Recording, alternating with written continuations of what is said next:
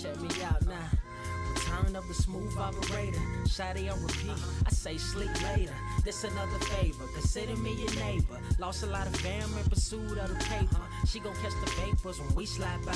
The way I speak my mind, it's like I peak my prime, but I ain't close. I cruise through the night air. Fantasy a dream. Real world is a nightmare. Like Claire battling the brainless. Learn to live shameless. Talk about me alive, but claim that I'm nameless. You aimless. So I'ma style on them. They washed up. It's a rap. Throw the towel on them. Gaining miles on them. Otakus for the win. Tacos, it depend on the mood that I'm in. Like Finn when it's time for adventure. This some new blue. Get ready to enter my mind for a few. Come and take a ride with the crew. I'ma show you how to recoup days lost when you vibe with the blue. Come vibe with the blue. Yeah. About time to regroup. Fly, got my eyes on the view. Never hear lies, only truth. Realize why they vibe with the blue. Vibe with the blue. Vibe with the blue. Vibe with the blue.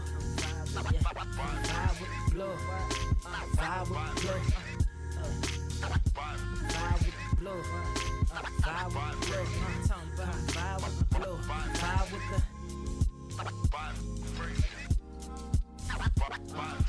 vibe with the sky. Wait, you know the rest. I'm blessed. I see you frontin' like you ain't impressed, but I still get requests. I'm playing Zelda on the GameCube. I quit spamming my music. Don't ever try forcing the links. That's a high rule. The wind waker, Mother Nature on my side too, controlling the elements. Go and check my avatar. I'm arrows ahead. Get the point moving forward. The battle scars accumulated over time are reminders of what I went through as a mind.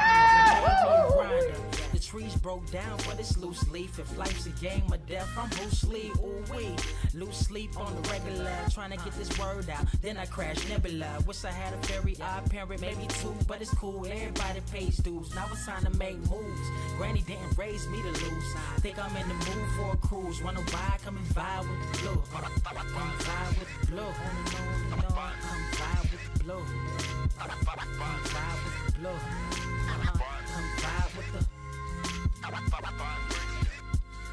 Check this out, y'all. I'm back spazzing like the elderly worth of my cousin Beverly. Never swear away from the truth. Just ask Heather, be weather, be tripping, starting to control like our destiny. Always give you the best of me until the death of me. My weaponry is a paintbrush. Hush, don't tell my secret. They get a hold of it. If you leak it, get it. It's cool. Got you covered though, look. But let me get back to that cool-ish, loose-ish. Why they still lying? They don't do this bad at board games. Whole world clueless, selling their soul for Roof Chris. Who's this honored fella? Need a sliced extra mozzarella. Crew got born like they don't trust fun. Why you dodge to tell her? You don't know, but my odds are better. Life's a gamble, depending on who holding the cards. You can start living at large or it's bon voyage. Charge it to the game. Me and you ain't the same. I'm thinking bigger pictures. Why you still shrinking the frame? Ever blink in the rain? It helps when your eyes dry. Mob with the bright minds. Think you funny, wise guy? Midnight Marauder with a new tribe. Tired of the fake. Come and vibe with the blue sky. Come vibe with the blue sky. Why do you try? We get them high. Take them high. What I do? Come vibe with the blue. Yeah. Come vibe with the blue. Pass what up? Vibe with the.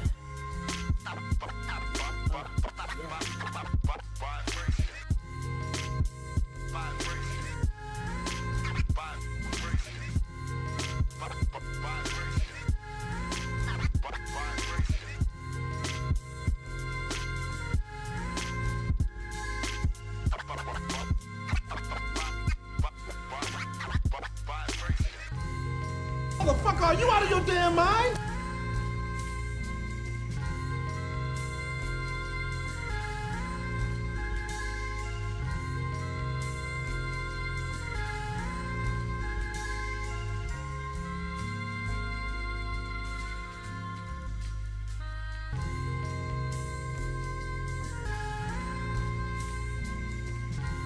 I have seen everything that has ever happened, ever will happen, ever could happen, and yet, what the hell is this?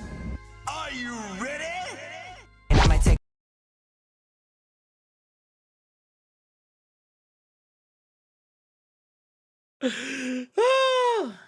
Apologies, everyone.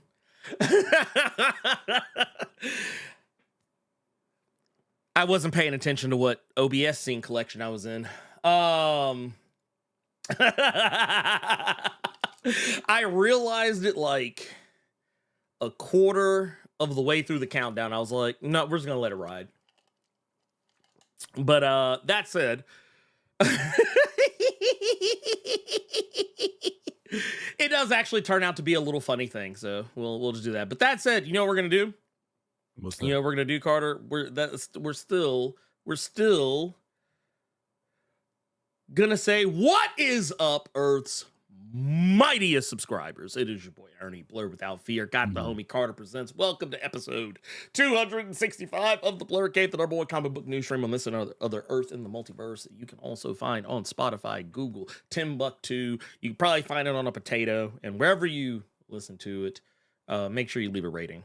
Helps us find more listeners like yourself. Carter, how are you doing?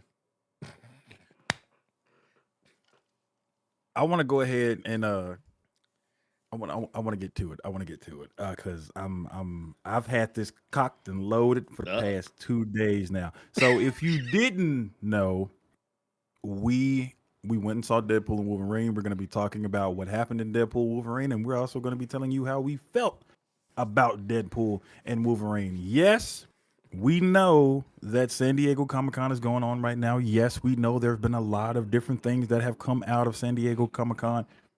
We'll get to a lot of that at some point, but this is Deadpool and Wolverine, and I'm not gonna let y'all take this away from me, because I can't wait to get to the spoiler discussion, because you motherfuckers. But other than that, I'm good, man. I'm good, Ernie. I'm real good. I'm real good. Oh man, it's been a good day, man. It's been a good day. I'm not you know what?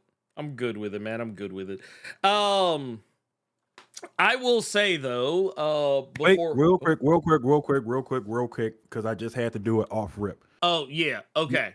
Let's go ahead and get this silly shit out of the way. We literally just started. We're gonna discuss what happened, and then we're gonna get into a spoiler discussion later on. Do not, under any goddamn circumstances, post any fucking spoilers for this fucking movie. I said it in the Discord. Yeah. Don't say shit until we get to that point. Yeah. I will tell, like, we will literally tell you, like, I'm gonna make this real easy. You're gonna see it on the screen. Like, here, I'm gonna show you what you will see on the screen. I'm gonna show you what you'll see on the screen when it's time for spoilers. Y'all wanna know what you're gonna see? Yeah. You're gonna see this. If you see this, do not post any spoilers in the chat, please. I know everyone is excited. I appreciate the excitement. I love the excitement. But yes, please. That said, well, not everybody is petulant children, but we had one spoiler literally off rip, and just please let's keep it down. We know you want to scream, we know you want to shout, and you can say it all over the fucking place. Somebody on the fucking Discord tried to be like, but I mean, it's everywhere, it's all over the internet, and I almost it almost came out like, nigga, and that almost came out, but I caught myself. I actually, so this is the funny part. The movie got spoiled for me a few times. And I don't mean like the day before it came out. I mean like just earlier this week, like Sunday, Monday, I think Tuesday, and then eventually I was like, you know what? I think I forget what day I posted this, but it might have been Wednesday or Thursday. But I said, I'm not gonna be on social media for the rest of the week until I see the movie, because and it wasn't even so much that it was people. Well, it was people posting, but even the trending tab of Twitter was giving away spoilers. Like I was seeing actor names and character names like trending, and I mean like I was like, okay, so I was like, well, I guess I know who is gonna show up in this. And then there were like just certain other little things like people would just kind of like throw out there whatever. I was like, it's one of those deals where for me, I'm not really complaining about it, because for me, it's the price of doing business. Being a content creator, social media personality, it's the price of doing business. I have to be on these platforms. I have to show my face. I have to go look at stuff, and I'm gonna see a wild spoiler. I know I'm gonna see one. Every time I scroll, I'm literally playing Russian roulette with spoilers. Do you know that I saw a spoiler because you saw it yesterday? I saw it. Okay, you saw it yesterday. I saw it Thursday. Do you know I was in my office? I'm on YouTube, and I saw a spoiler because of you. Really? Funny shit. You all What did I know say? I like. So it wasn't because you said something. It's just because of this goofy ass YouTube algorithm. You all know. Got you. You all know full well that I will sometimes go in the YouTube comments just to interact with you all. Whether I see some stupid shit, whether I see somebody asking a certain question of us, I will respond sometimes. So I type in Blerd Cave on YouTube. Man, why'd you do that? Literally, the first video was the playlist that you have of all the Blerd Caves that we've done. Yeah. The second video was last week's cave of our predictions. Literally, because I couldn't scroll quick enough, the literal third video was this person, cameo, Deadpool and Wolverine, with the bootleg quality of somebody sitting in a corner seat with their camera out. Goddamn spoiler. Literally right under the Blerd Cave. Not like this. Not like this. Yeah. Not like this. Not like this. That. Oh my God. My fucking God. Like, yeah, I'm not gonna lie. Okay, for everybody coming in late, Vincent, no goddamn spoilers. That's the second time I've said it. I'm just gonna start banning motherfuckers. I'm sorry. Yeah. Oh my God, dude. What? Okay, here's the thing. Okay. It seems like he just got here, but I don't know why that's people's reactions off rip. If like you to come just in and walking start in there somewhere and just start running your goddamn mouth, like, shut up. You know what it reminds me of? It reminds me of, I'm not going to put this person's name out there because I don't want to put him on blast, but it reminds me of a conversation I used to have with an associate of mine, a friend of mine. Well, I guess we're not friends anymore, but point of the matter is, I could never tell her I was watching a show. Yeah. Because soon as I would be like, yeah, and I would literally be like, I would be like, literally, my words. Yeah, I just started watching so-and-so. And her reaction was never to ask me, oh, how far have you gotten first before blurting out a spoiler? She would just be like, oh my God, wasn't it so cool when so-and-so happened at the end of the season? I said I just started watching it. Like, I literally stopped watching shows sometimes because of her, because she would just like spoil the fuck out of the show. Yeah. Exactly. Thank you, David. No house training, no manners. Okay, here's the thing. Can we just ban. Just Like, ban. goddamn. Like, look, Calm your giddy asses down. Yeah, please, like just ban. Here's the thing. I'm gonna tell y'all right now. If I see a spoiler in the chat, it's a ban. It's and matter of fact, I'm being quicker about it. I'm being quicker about it now because I'm actually paying attention. But I want to get back. I want to get back to our main point. Yeah, you fucking spoiled the fucking movie for me. I'm sorry. You did. Okay? I'm sorry. I didn't know that post typing up Blerd Cave, I was gonna have some goofy motherfucker in the corner like this. And then what made it so bad, Ernie? You know those seats up front that don't nobody sit in? That's where he was at. Cause shit, bro, the screen was like over this way where he would hold it. I was fucking mad, but he puts the spoiler as his title. Oh, bro. Okay, so here's what's gonna happen. Carter, I want you to whoever. Okay, this is gonna be a little extra work, but I'm so petty. I am so petty that we're gonna do this. And this is gonna be a thing going forward, honestly. Carter, whenever you see somebody who has done some bullshit, legitimately, not jokingly, but like legitimately needs to be banned, send me their channel URL. Gotcha. Because you will be like, you'll be perma banned by me. Period. End of story. Not fucking around. You'll be perma banned.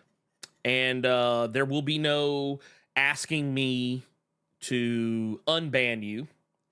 There will be no, I'm only going to ban you temporarily or for 24 hours or, this is just a little 12 hours. No, it's going to be I'm going to, not just from the chat either. I'm going to hide you from the fucking channel. Yeah. Like, yeah, literally when you come in here, that shit says spoiler free, and we ain't even got to the spoiler free part yet. Yeah. And you just come puking out shit. Like, cut it out. Like who raised you? Like, I got to ask a question. Who raised you? Because clearly it was not like humans. It was like, were you raised by baboons or like wolves or cockatiels? What the fuck? But anyway. You just wanted to say cockatiels. I did want to say that. I did want to say. You want to say thank you to Levester, the court jester, for his super chat before we fucking started things. Yeah, let's do that. As a matter of fact, here, actually, I'm gonna pin some things because hold on. Okay, there we go. Yeah. Okay, but here's the thing though, and here's the thing I want people to understand. I know there's some people who are like, okay, so, all right, I'm going to put everybody on game here. I want to put everybody on game here. When you come into a live stream, you can literally tell how long it's been live. If it hasn't been live very long, we're probably not talking about spoilers. I'm just going to go ahead and say right now. Just like, look, when you come in, just don't. Like, okay, I'll put it to you like this. Here's the best way to look at it. Here's the best way to do it. Here's the best way to look at it. If you walked into somebody's house after coming from the movies, if you walked into somebody's house, or not even their house, you walked into like a public setting, like let's say you went to the mall, would you walk into a mall and say, oh my God, did y'all see the part where Spider-Man jumped out of the way and Green Goblin got hit with the glider? Would you do that? I mean, if you would, then you a damn fool. But would you? But I asked that question: would you do that? Because if you would, that's a you thing. Yeah, that's a you thing. I'm gonna add to this. He just gonna flat out ban you off for spoiling shit. If I see you doing what Terrence Baker did, where he's just trying to be a smart ass and put, man, Tom Cruise's Iron Man was in the movie too. Now you just being a child about it. I don't give a fuck what color Jim is next to your name. Yeah. You can get the fuck out of here too. Yeah. I'm getting you out of here too, bro. Yeah, let's not. Now you're trying to be a troll, and I already don't like motherfuckers who are trying to be funny and troll. Well, you can hit your ass. You can go bake your ass right up out of here. Don't care, dog. Yeah, don't. Here's the thing. Just don't do it. Don't because here's the thing. And I'm gonna tell you, kind of. Yeah, this is the part Carter's not telling you, but I'm gonna tell you. Don't make it harder for us to suss out who's actually like perpetrating. Don't make it harder because like I am actually scanning the chat right now. Yeah, I'm scanning the chat like I am actively we would know who to aim at, but if you being funny, then I'm just gonna aim at. I'm spraying at all of y'all. I don't care. It, look, instead of the sniper rifle, we just gonna use the Uzi. It's gonna be spray and pray. Just, like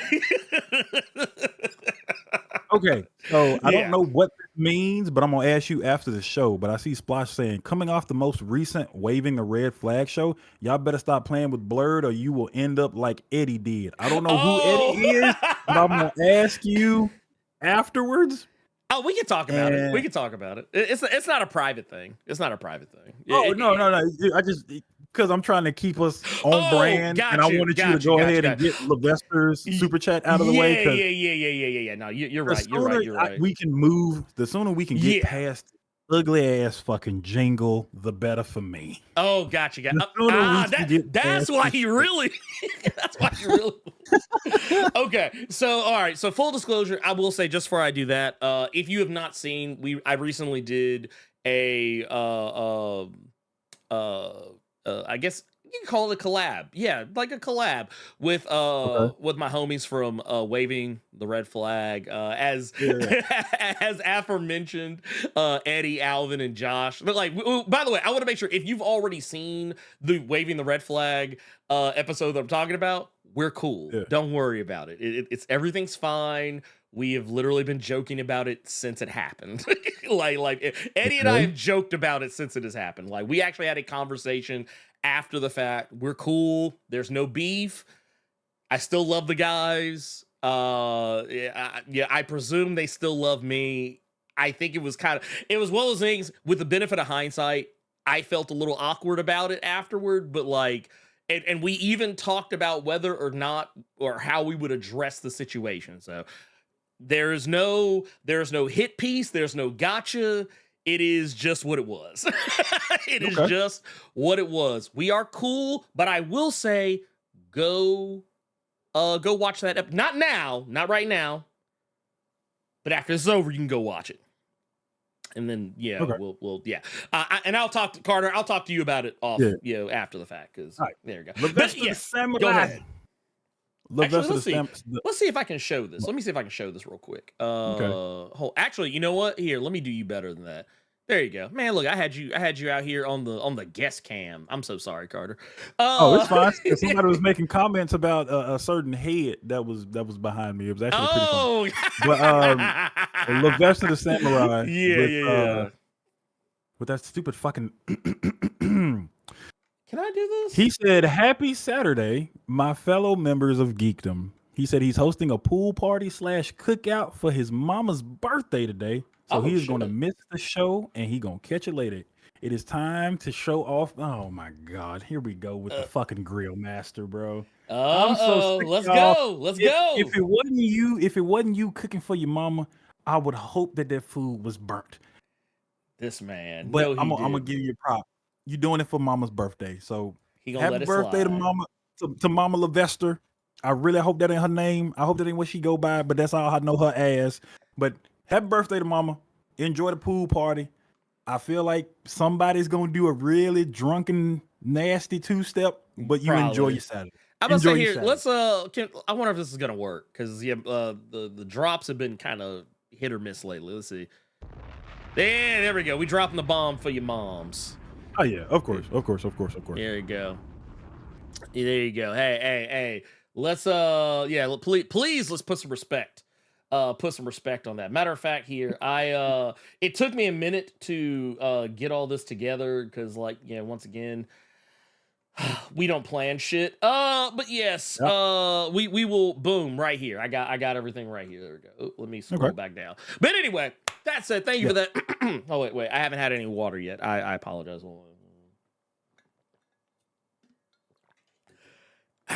Liquid refreshment. God. Thank you for that. 1999 super chat. We appreciate that. Thank you. Let's he's like, man, fuck that shit. He's like, I don't give a fuck. He's like, truly. Actually, I could have left that up. Because we got one right here. We also got our homie out here, Devontre, out here with the 32 months in the Blerd Club Diamond Mine. Out here. Says, cannot wait to celebrate MCU's latest Easter egg hunt in Deadpool and Wolverine. All Ranger fans in South Texas, don't forget, More Phenomenal Expo, August 10th through the 11th in San Antonio, Texas, and Stay Nerdy Cave. Hey, man, I'm gonna be honest with y'all, man. I'm really happy that I love to see cons that focus on things that that I really give a shit about. Man, it makes me wish that I traveled more, because I've been seeing, I know there's More Phenomenal Expo, there's other things kind of similar to it, but I'm actually glad to see stuff like this. So but everybody, if y'all are out there in Devontrae's backyard, y'all make sure y'all go check this out, please and thank you. But let him know that y'all are in his backyard, because I'm pretty sure he is one of the motherfuckers that shoots on site. Probably. We have Probably. we got LP3 Yes, sir. in here with the 5-piece McNuggets saying, not a spoiler, but I am already hearing this is not only Hugh Jackman's best showing, but the best Logan depiction outside of the comics. Do you guys agree? Ooh. I'm inclined to say I think so. I think I don't have the same love for Logan that many people do. I know some people think Logan is his best. Mm-hmm. I don't. I will definitely say I think this is the most I've liked Hugh Jackman as Wolverine. Mm-hmm. In all of the various movies that he has been a part of. Okay. I'll definitely say that. Yeah. I've sat on this. Yeah, I'm inclined to agree. Okay. All right. And we got another. Damn, we got 5 Baconators from S Stomp saying that, my bad, I didn't notice we were in the spoiler-free section. When we get to that part, I want to hear about your favorite cameos. Yes. We will definitely be talking about those. We will definitely be talking. Don't you worry. All right. LJ. I'm not. No, we not. Y'all can go to hell. I am not answering to that. C-Train can't wait for the spoilers. Yeah, we also got another. We got 5 Daiquiris from Monumental Comics saying, "Stop hyping spoilers. Your ass is funky. Go ahead, gentlemen. Thank you very much." And just to close things out, we got another 1999 from Gabriel, the albino American Knight, saying, "Happy Saturday, Lords Ernie and Carter. Work and life have been keeping me busy, and I have been catching the recorded shows back to show support. Thank you, sir. Show support in any way you can." Hey, look, you know what? I often like to quote Gandalf the Grey. Mm-hmm. But I'm going to paraphrase it a little bit because it's I think it's appropriate here. A wizard is never late, nor are they early. Mm-hmm. Mm-hmm. You arrive precisely when we need you to. So it's I am perfectly okay with that. And I get it. Life happens, but life always finds a way. I'm not gonna judge, because you know what, I will repeat something that I said the other day. Yeah. On the Thursday stream, Nerds of Culture. I don't expect everybody to see everything. I don't expect everyone to see everything. I don't expect everybody to watch everything. But if you do, it is very much appreciated. So, hey, however you are a fan, I will say I appreciate it. Also, I just noticed these dickheads are starting to put train emojis in the fucking chat. I saw it. See, I couldn't tell what it was at first. It took me a minute to catch it, so I'm gonna tell you what it was. It's because I wasn't used to seeing that version of the train. Me either. I wasn't used to seeing. So now I'm seeing the motherfucker, and I'm like,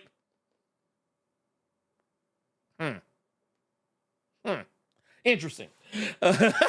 Look, wait, but I'm gonna tell you what happens. So now I keep thinking about the. I wonder if I can make this. I might be able to make this a thing. I might try and see if I can make a little. What was it, like the Quad City DJs? I will actually quit this goddamn show. I will actually fucking quit this goddamn show. Oh, you know what? Fuck it. Since you're talking about being precise, it has been precisely 30 minutes of our shenanigans. Yeah, do you want to discuss Deadpool and Wolverine? Yes, we do. Yes, we do. As a matter of fact, I will say, before we do, real quick, I want to say thank you, Gabriel, for that 1999 super chat. Yes. Let's go. Okay, so spoiler-free review. Deadpool and Wolverine is out. We have finally seen the thing that Deadpool has been hinting at for from the past two movies. Which, by the way, when did let's see. I'm trying to see something. When did Deadpool 1 come out? When did Deadpool 1 come out? That was 2016. So yes, 2016. Oh, so man, wow. So it didn't take as long as I thought in my head. I figured it had been about a decade, but it's Deadpool 2 was 2 years later. Yeah, and then you got this bad boy. They always kept wait.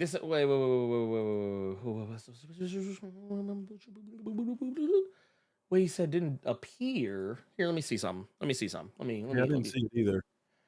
Here, we're gonna. I want to take a look at this. We'll take a look at this. Yeah, I don't see. I don't see one from you, Gokon. Yeah, that's weird. I was looking. So, you made it a point to say that.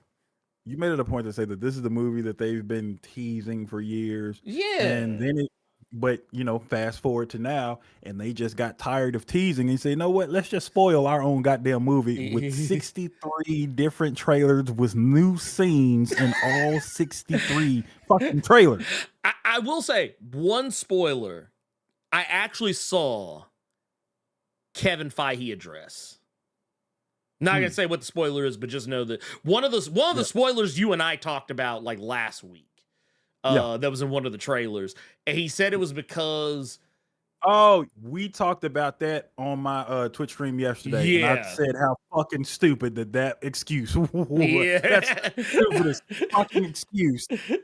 It's like, man, look, I mean, people probably would have guessed, but I mean, the thing is, I was like, you could have just invited people also could have just assumed, it's because this I don't know. Support of this person. It's so fucking stupid. It is so stupid. Yeah. But Zari Severino Jr., how many times have you fam watched? You have watched it 3 times. One in IMAX, one Dolby XD 3D, Jesus and Christ. Other in 2D. You got too much goddamn time on your hands. Woo! I'm gonna absolutely need you go to the park.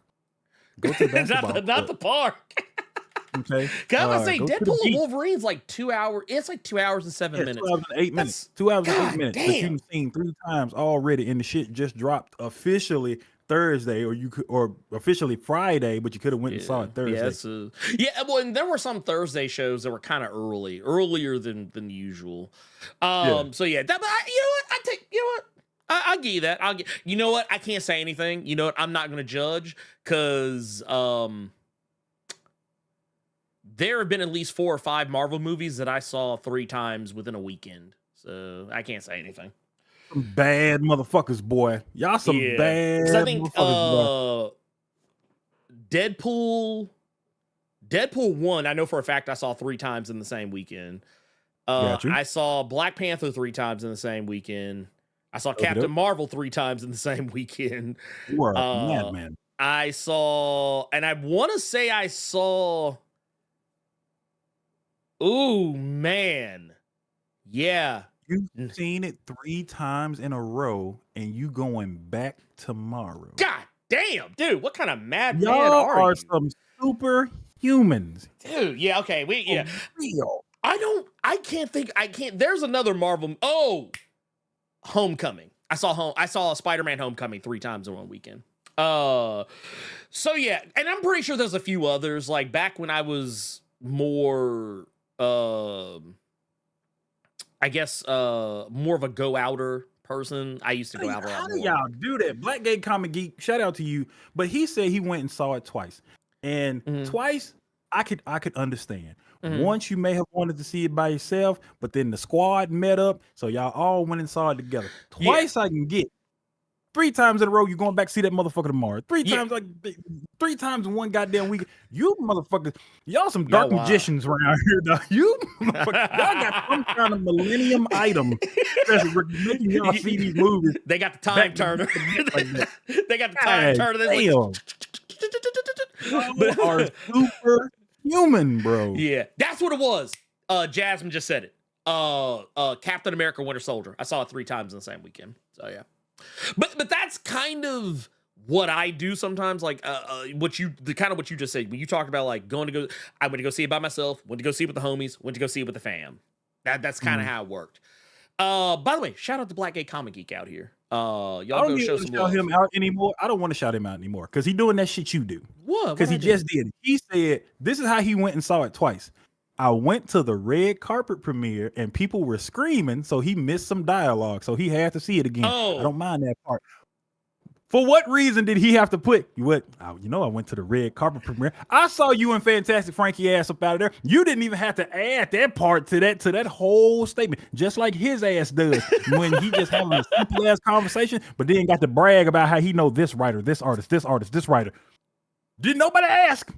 But he just had to sprinkle that red carpet premiere in real quick. Y'all make me sick. I can't stand my people sometimes. I can't stand y'all.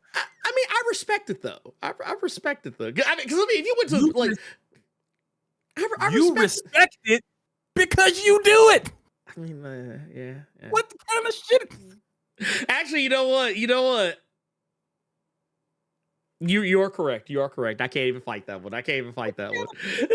It's called I respect that motherfucker over there riding that Lambo, but you in the Lambo. You right. Shut your ass up. Shut up. Y'all make me sick, bro. Well, I tell you what. I'm gonna tell you what makes me sick. How goddamn good this movie was. Well, actually, more specifically, I'm kind of already tired of people talking about this movie. So I'm gonna tell you what I saw, and yeah, I'm not trying to shit on the double toasted gang, but or really anyone else for that matter. But I am gonna say this. I literally was scrolling through like my little news feed or whatever, and literally everybody and their grandma was saying the same thing. And it's the same thing everyone says when a new Marvel movie comes out. Did Deadpool and Wolverine just save the MCU? No. I was like, okay, all right, let's shut the fuck up. I was like, please shut the fuck up. Look, okay, I'm gonna go get this part of the way. Was the movie good? It was fantastic. I thought it was fantastic. I really enjoyed it, thoroughly enjoyed it. I think that, well, I was worried that people were overhyping it a bit too much. It's kind of the same way I feel about that horror movie, Long Legs. Like, everybody's like, oh my God, it's the scariest movie that's ever been made in the history of ever. Scariest movie of the decade. And it's like, is it though? Like, is it? Like, there was more people trying to figure out what the fuck that movie was with all those trailers that didn't explain shit. I still don't know what that movie is, bro. Well, and that's kind of how I felt about this movie. I was like, people are hyping this movie up so much that it's going to crack under the weight of its hype. Now, this movie does not do that, but I will definitely say, is it perfect? No. But is it still great? Yes, it's Deadpool. I don't know how you might feel differently, Carter. I don't know, but I feel like this movie, it does the thing that it promised. It gives you Deadpool. It gives you Wolverine. It gives you the Deadpool shenanigans that we've been getting for the past two movies. Though I do feel the movie regressed a little bit in terms of some things I did not like about Deadpool 1, like things I have kind of become very critical of Deadpool 1 over with the benefit of hindsight. But I feel like this movie's greatest strength can also be its greatest weakness. And once again, we're not talking about fucking spoilers. I'm just saying. Okay. In general, I feel like the cameos were a bit overboard. But beyond that, I thought it was fine. The plot of let me ask, you know what, Carter, let me give you an opportunity here before we get to that. Like, just general blanket thoughts on the movie. Just what did you think about it? Did you like it, love it? Where are you at on I that? enjoyed the movie. So somebody else asked me this, and I Mhm. quoted a movie reviewer that I used to watch a lot because I like the way that he has his rating scale. Deadpool and Wolverine is a good time, no alcohol required. Yeah, Jeremy Johns. Yeah. Yeah, I like Yeah. that, and that's how I would say this movie went. It's just Mhm. it's a really, really good time. Mhm. I was not expecting. I wasn't one of these silly motherfuckers out here that was just expecting this to just revive the Yeah. MCU because they think it's just on life support. What I have said several times, and I said it last week. This is gonna do what a movie is supposed to do, and what the Deadpool movies have done. Did you enjoy Deadpool 1? Yes. Okay. How was Deadpool 2? It was better than the first one, which is what you're Yes. supposed to do. How was Yeah. Deadpool and Wolverine? It was better than the second one, which is what you're supposed to do. Yeah. You Um, progress. It's yes, it was gradual progression each movie, which is what it's supposed to do. Is it gonna are some of those jokes gonna hit Mhm. to a certain extent depending on how old you are? You might not just laugh like you used to in the first movie or maybe the second movie. Now you might like shake your head and like, bruh, but like laugh out loud. Yeah, there were a couple of moments, but Yeah. it was another good Deadpool movie. Yeah. Period. Yeah. It was another good was, Deadpool movie.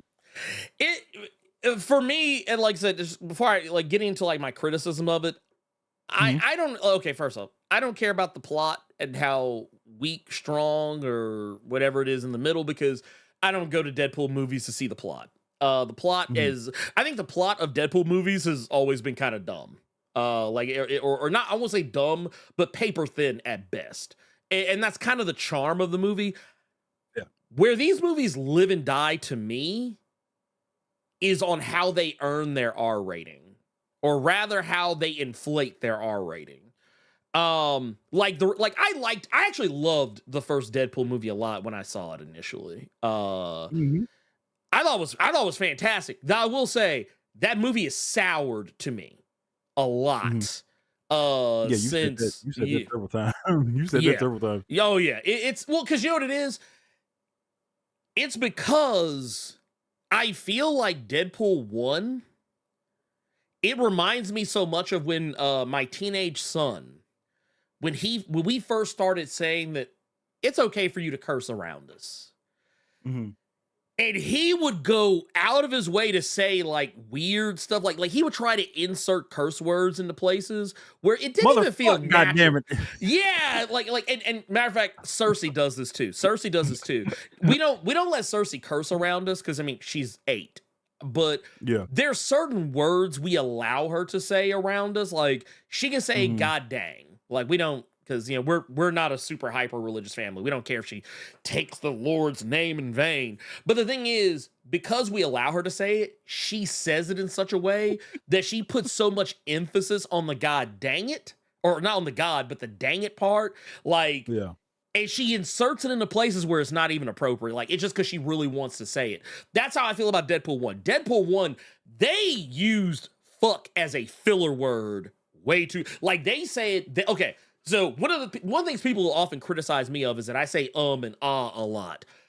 Yeah. Okay, so imagine that, but exchange my ums and ahs for fucks and shit, and it was like it would There you be. go. What's that? Devontre just said it. It's a sentence it was a sentence enhancer. Basically, Yeah. it was like every and I'm not gonna lie, this movie slides. Like Deadpool 2, I feel was better about it than Deadpool 1. Like it was, they still did it, but for whatever reason, I feel like maybe they did a better job of it for one reason or another. But this one, I feel like they backslid all the way back to Deadpool 1. Like, because there were points where Wolverine was saying fuck when it wasn't even appropriate. Like, it was just, like, it was literally like watching a group of teenagers try to be edgy around each other. And the whole time, I was just like... It's funny you said that. Because the one review I watched after I left the theater, he said that a lot of these jokes, they may not hit for adults, but if you're a kid with your friends sneaking into an R-rated movie, you probably thought this shit was hilarious. So I'm like, okay, that's a nice way to say it. That's a nice way to say it. Here's the funny thing. So, okay, I took Cersei to go see it. And when we walked out of the theater, I asked her, I said, so Cersei, what'd you think? And she was like, I liked it. And I was like, okay, cool. I was like, did the typical stuff. We always ask, like, oh, hey, what was your favorite part? What do you think was, so cool? And then, we kind of eventually got to the part where, oh, well, which is your favorite character? Mm-hmm. And at first she said Wolverine. Okay. And then she switched her answer because we figured out the reason why. Because I love my daughter to death, and I can say this about her, but she's a little fucking hater. She's a fucking hater. That girl's gonna grow up to be a fucking born again hater. Like, she liked, because first, she changed her answer to Deadpool, but ultimately at the end of the day, the reasoning why she liked either character is because they cursed a lot. Like, so to her, that was cool. They reached, like, at that point, you've reached your target audience. You reached the people who want to see a lot of cursing. They want to see and hear a lot of cursing. And that's cool. I don't need that. I mean, as a guy who curses a lot, like, I say the word motherfucker, bitch, fuck, and shit probably more than anybody should. However, in the context of a movie, it's kind of like, okay, well, whatever. Now that said, I still enjoyed this a lot. Yeah, still enjoyed it a lot. And like those are really probably my two criticisms of the movie. I feel like some of the cameos were just a bit much. Not all of them. There were some I was kind of like, and then the egregious amount of cursing. Because I was like, at this point, you have so much blood and viscera and gore in the movie, you don't really have to curse a lot in order to get your point across. Like, it's just like, just say the thing. Deadpool, this was better than all the Fox movies, and Deadpool was way better than Dark Phoenix. That's not even a hot take. Let me tell you something. That is the iced coffee of hot takes. Dog, what would you just say? What did you say to me? An episode of Nash Bridges is better than fucking Dark Phoenix, bro. Bro, what the hell? Every 90s television theme was better than all that shit. Though I will say, with all of that being kind of thrown into the mix, it says call it honey spicier than an ice cube. Yeah, like it's not even much. I mean, that is literally the most lukewarm. That's the most lukewarm of takes. That's room temperature. It is what it is. Also, we're not even in phase 4 anymore. We're like in phase 5 now or some shit, I think.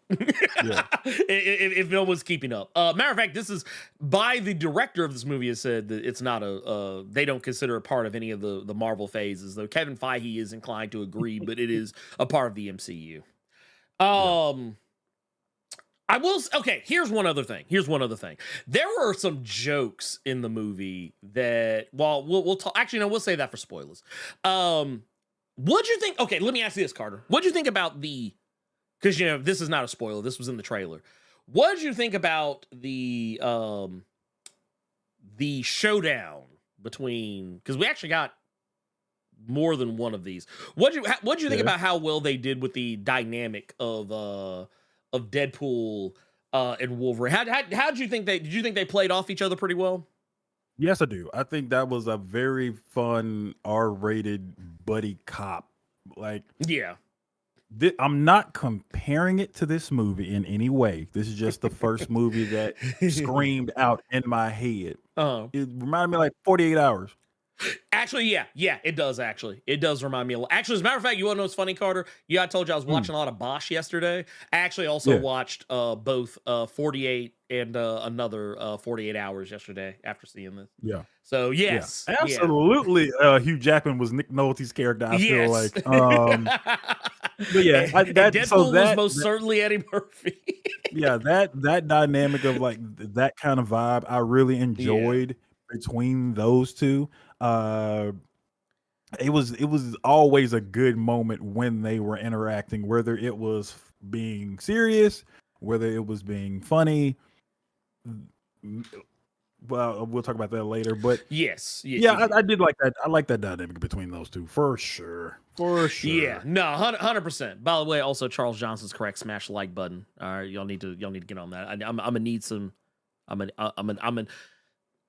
gonna need the likes to rise to the occasion. But yeah, no, I liked it. I liked it a lot. I liked how they played off each other. I liked how I felt like Wolverine. Because we alluded to this earlier when I said that I felt this was Hugh Jackman's best performance as Wolverine. Yeah. I feel like I feel like he was everything I feel Wolverine should be in a in any adapted media. Like, I feel like, yes, he should be a character who just does not give a fuck. He should be a character who, while not giving a fuck, should also be more rational than Deadpool. And I feel like they pulled that off perfectly. Deadpool just needs to be what he's supposed to be, the merc with a mouth. And that's what he did. He was that. You know what? That something I see it in chat, but I will actually I'll give you all this, because he's saying it's pretty much how Deadpool and Cable interacted in Deadpool 2. I would actually disagree with that. I like the dynamic in this one way more than Cable and Deadpool and Deadpool 2. And I really like Deadpool 2, but I like this dynamic way better. Well, I'm gonna tell you why. Cable in Deadpool 2, he was the straight man in all that entails. But he was almost a little too straight. Whereas he was so straight to the point that he was joyless. And I think that was kind of supposed to be the point. He was supposed to be the injection of seriousness in the movie.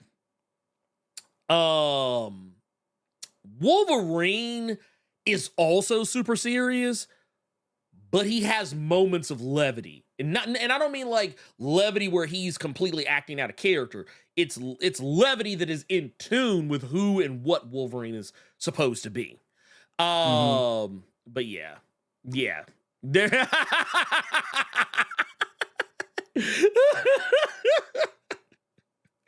Oh, goddamn. Yeah, it was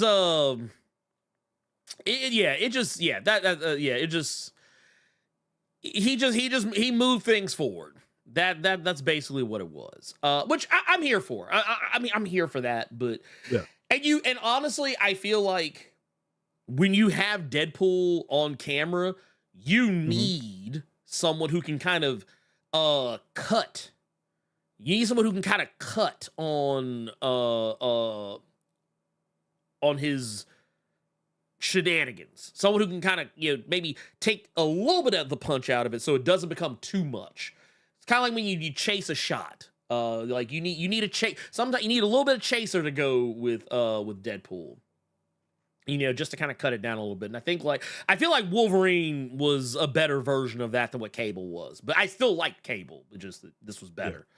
That said, even some of the the scenes where they were at each other's throats, I thought was pretty damn awesome. There were like I said, we saw this in the trailers, but there's multiple moments. Like before we get to okay. Go ahead, shoot. Real quick, because this goes back to me being fucking annoyed at Marvel and Ryan Reynolds. Oh, what happened? For all the trailers that they posted, unnecessarily spoiling this movie. I'm not going to say what means what, but this scene with the Madonna song playing that in the trailer that you all have seen, this was the fucking end of the movie. Oh no, this is a normal thing. I hate it. Like it's well, because you know what it is? All trailers basically give you spoilers without context. And while initially I kind of wondered if this might be like something towards the end of the movie, I did also wonder if it would be something like towards like maybe in the middle of the movie. But yeah, no, this is actually from like something that happens like literally ass into the movie. Yeah. But that said, I feel like when the two characters, matter of fact, I'm not gonna lie to you, really. A lot of the trailer is the beginning and end of the movie.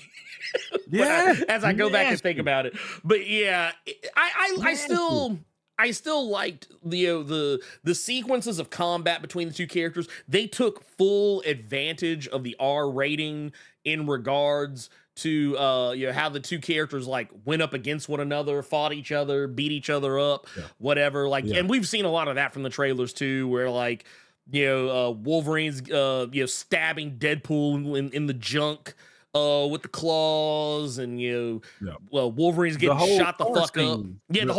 Yeah, the fight in the car was a good one. Yeah, all of this, every scene, there is no wasted space. There's no wasted space when it comes to this movie. In terms of how they handle these two characters being on screen. It never feels too much. It never feels too little. It's just the right amount. Let me ask this. So now that I've said all that, we've praised Wolverine, Deadpool, Hugh Jackman, Ryan Reynolds, respectively. Yeah. What did you think about our villain played by Emma Corrin, who's playing Cassandra Nova? What did you think about her?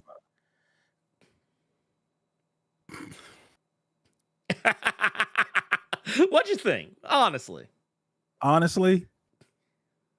it was a villain. Okay.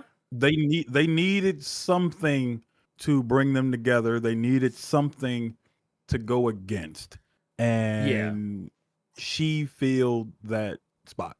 She It was I'll tell you what. I was of a mixed opinion. And I want to be clear when I say this. I think she did a fantastic job playing the villain. Mm-hmm. Without going too deep off into it for spoilers, it could have literally, and actually Elite X1 literally took the words right out of my mouth. It could have been anyone else. The villain of this movie could have literally been anyone else.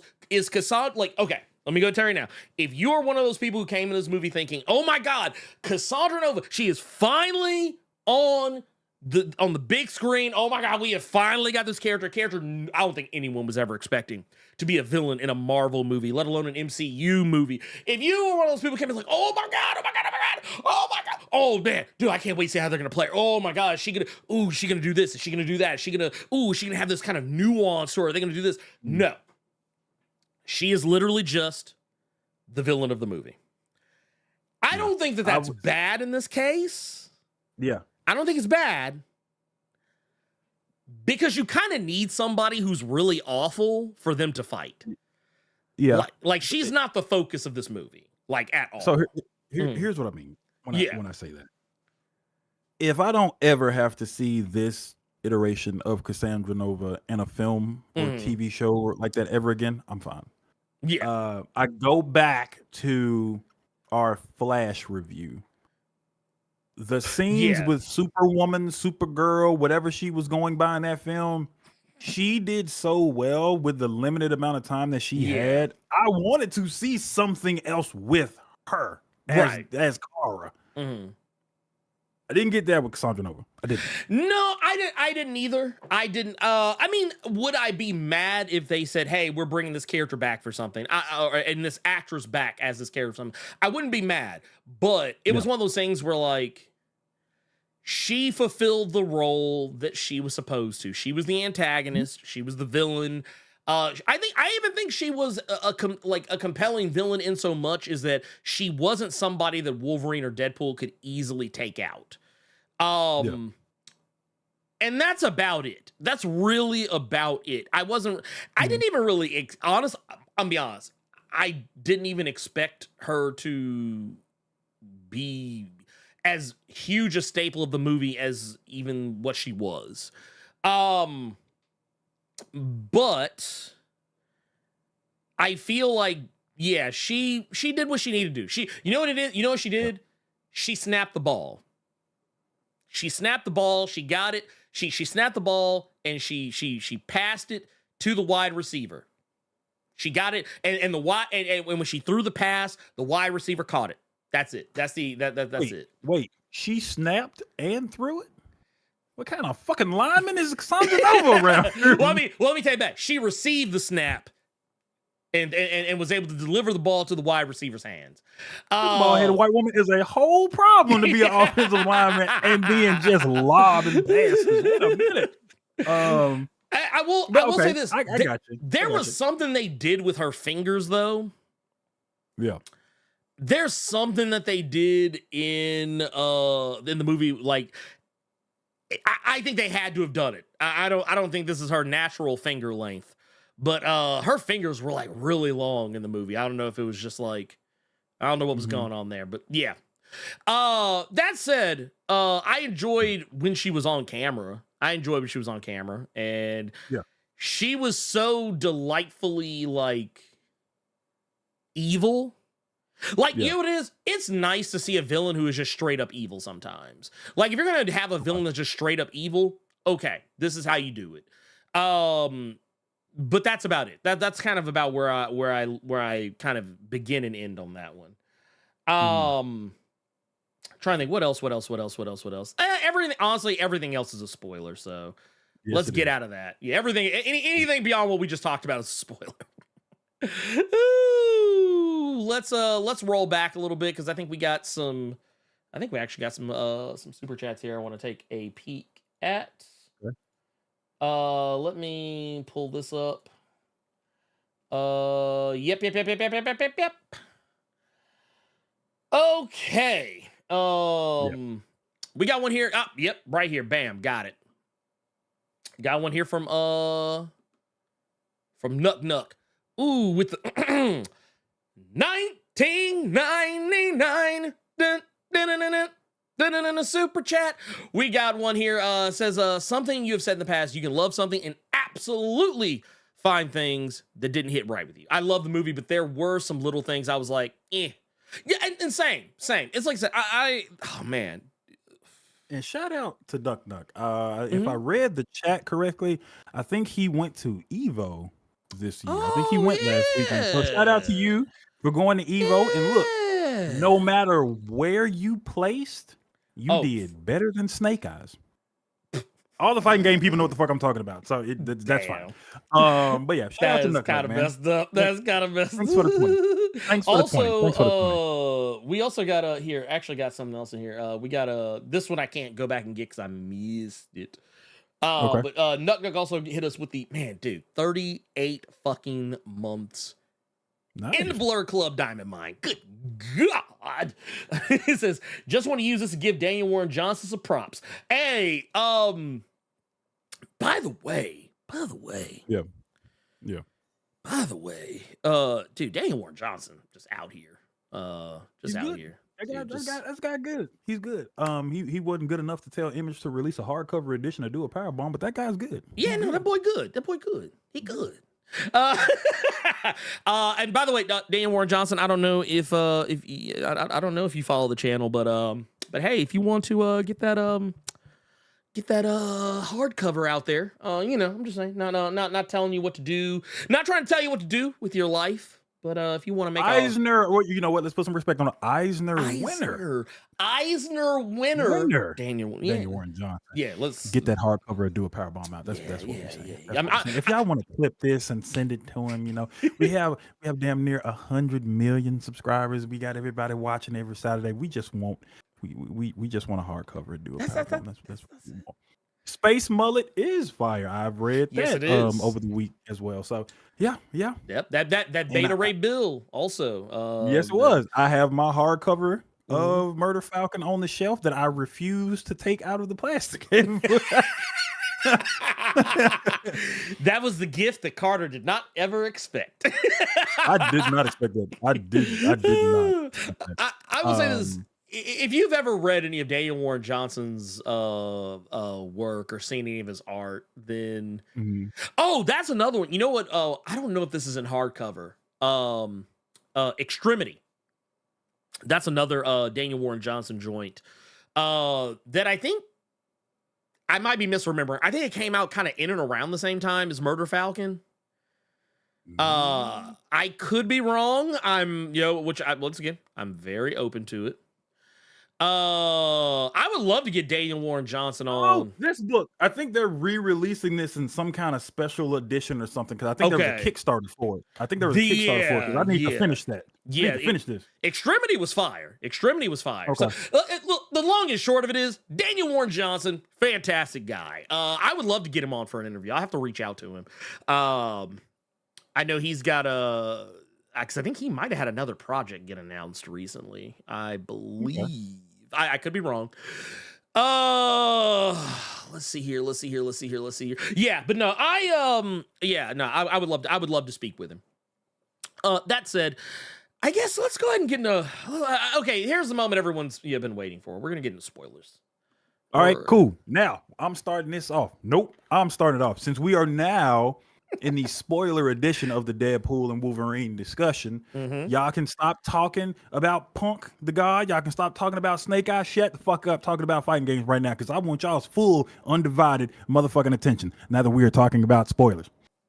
Last week, matter of fact, before we even go to last week, Friday, literally, Thursday. Let's go to Thursday. Right after I walked out of the theater, I damn near ran home, but I remember my car was in the parking garage, so I just got in my car and came home.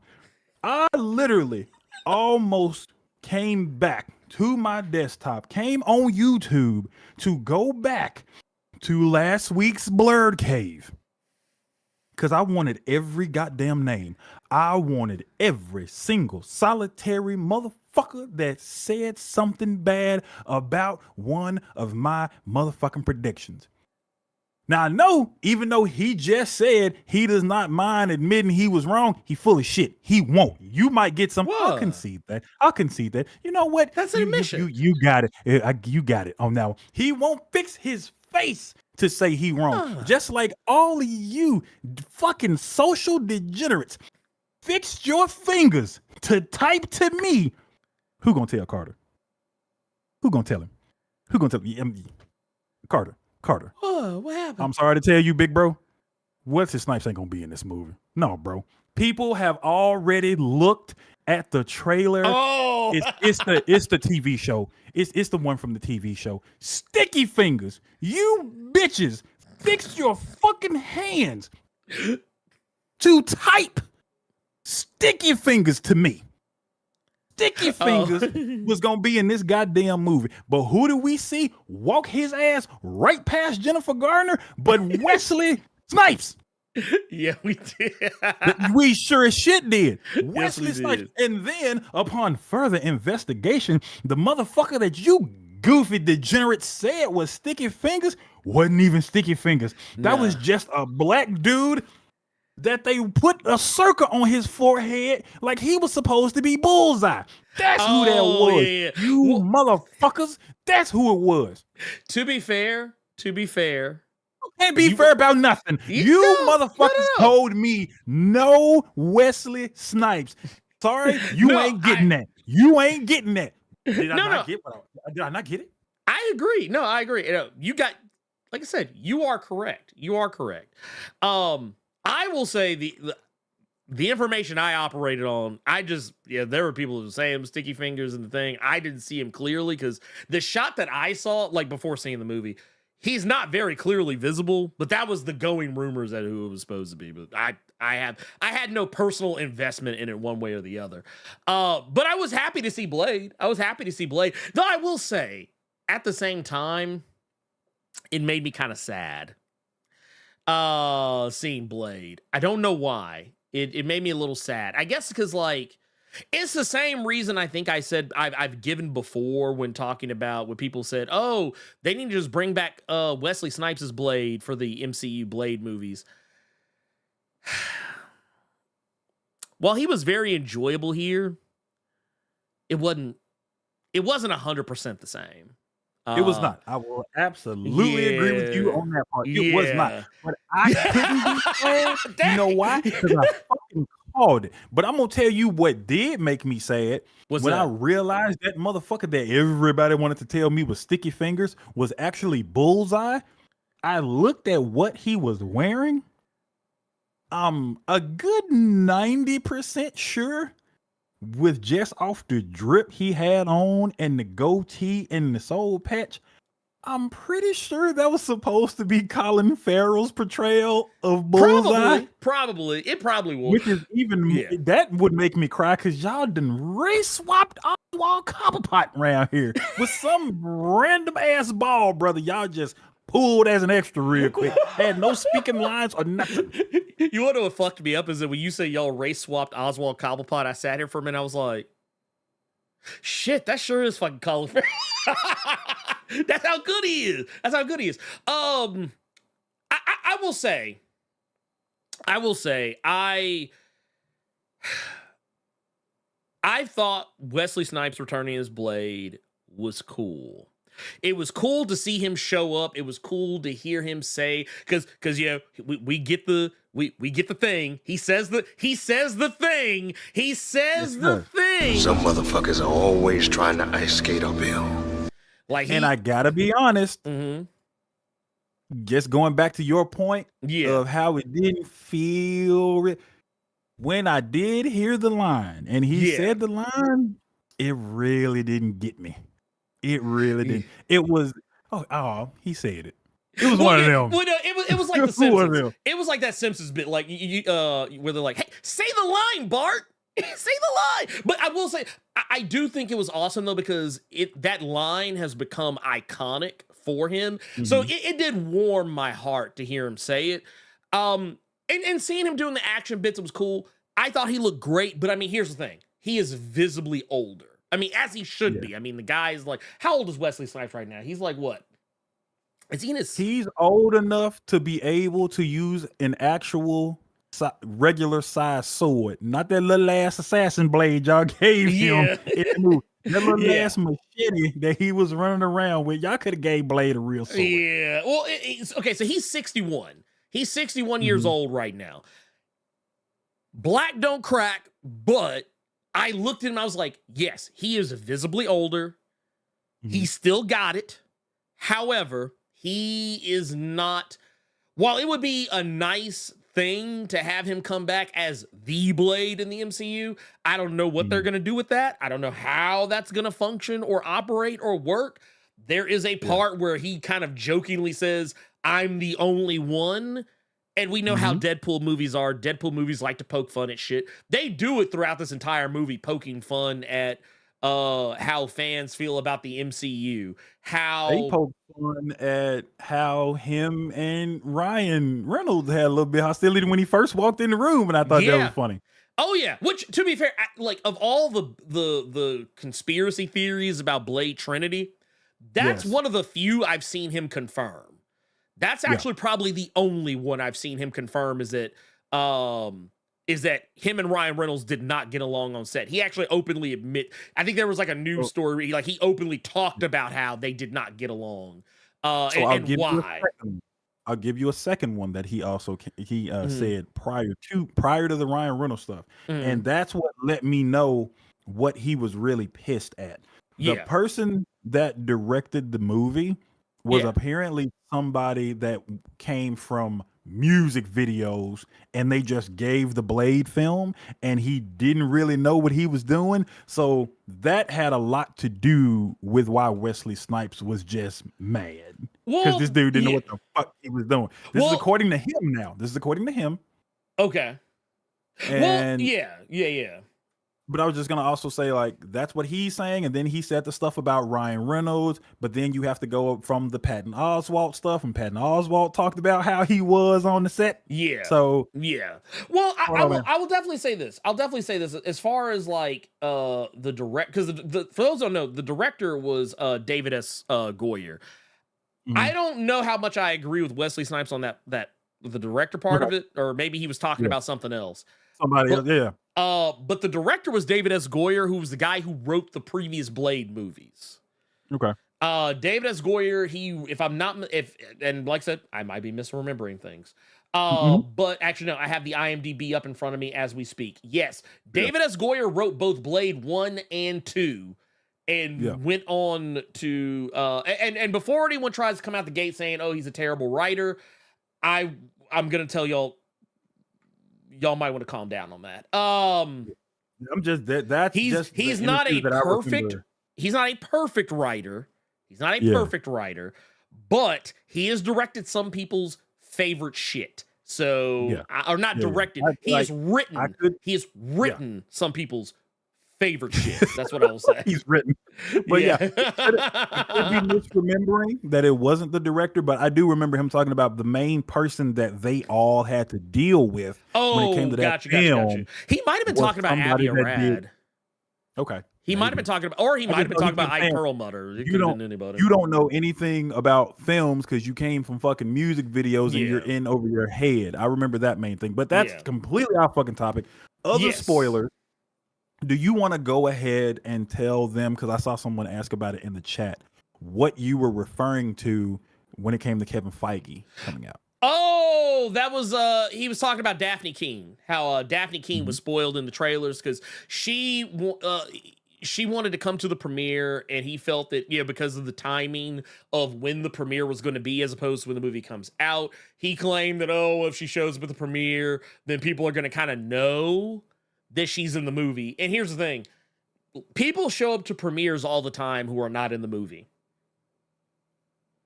But I get where he's coming from. It's still a dumb excuse. I don't think it's a good excuse for that. I will definitely also put out there that what was the other thing? All of the various Wolverines that we saw in the movie, I thought was pretty cool. I never thought a day in my life that I would get to see Age of Apocalypse Wolverine. I sat up in my chair when I realized it was him.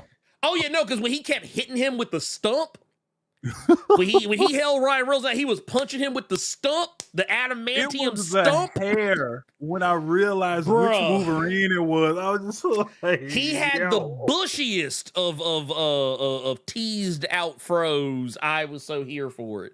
But I'm gonna tell you the one that. Oh, go ahead. That's when I knew that I was a comic book nerd, because when they showed Age of Apocalypse Wolverine. Oh, yeah. My theater, keep in mind, packed. I guarantee you, me and like 4 other people are the only motherfuckers that knew who that was. Oh, yeah. It was still great. No. We sat up and we pointed at each other because we knew who the fuck that was, but yeah. Yeah, no, it was the same. It was the same in my theater because, like, I literally I was like, shit. I was like, holy shit, Age of Apocalypse. And there was like a dude that was like further down front was like, it's like, holy shit, yeah. I was like, it was me and probably 2 or 3 people who picked up on it. Yeah. And well, like I said, it is there was that one. Mm-hmm. There was that one. The other one was I'm just gonna use this picture because it's the first one I fucking saw. This one right here. The cavalry. The cavalry. That caught me completely off guard. I was not ready for it. I was not. I was 100%. I will tell you right now. I had no idea. Okay.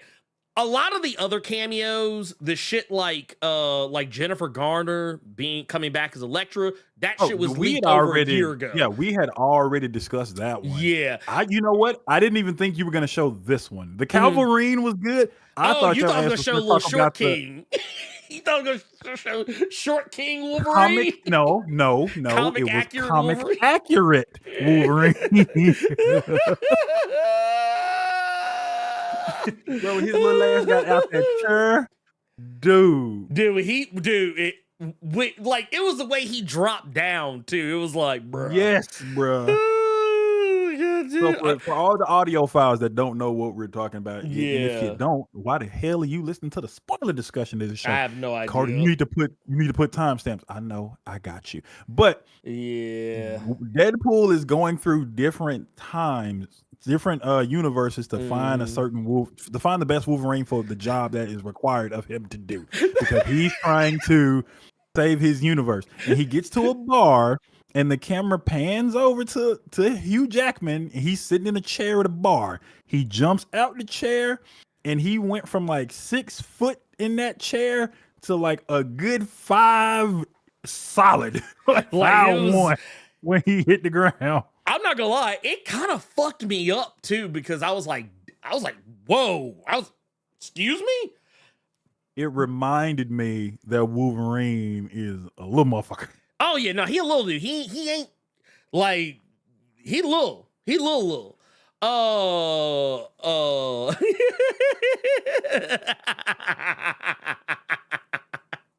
So wait, wait, I gotta see this. Hey, that's a good. That's a good one. Did you find it? Yes. When Blaze said what he said, that let me know they watch Blur without fear. If you know, you know. Oh my god. Yeah. Wait. Here's the other one. Elite is a comics accurate Wolverine. Y'all don't really want that shit now, right? Oh boy. Look, I'm not gonna lie.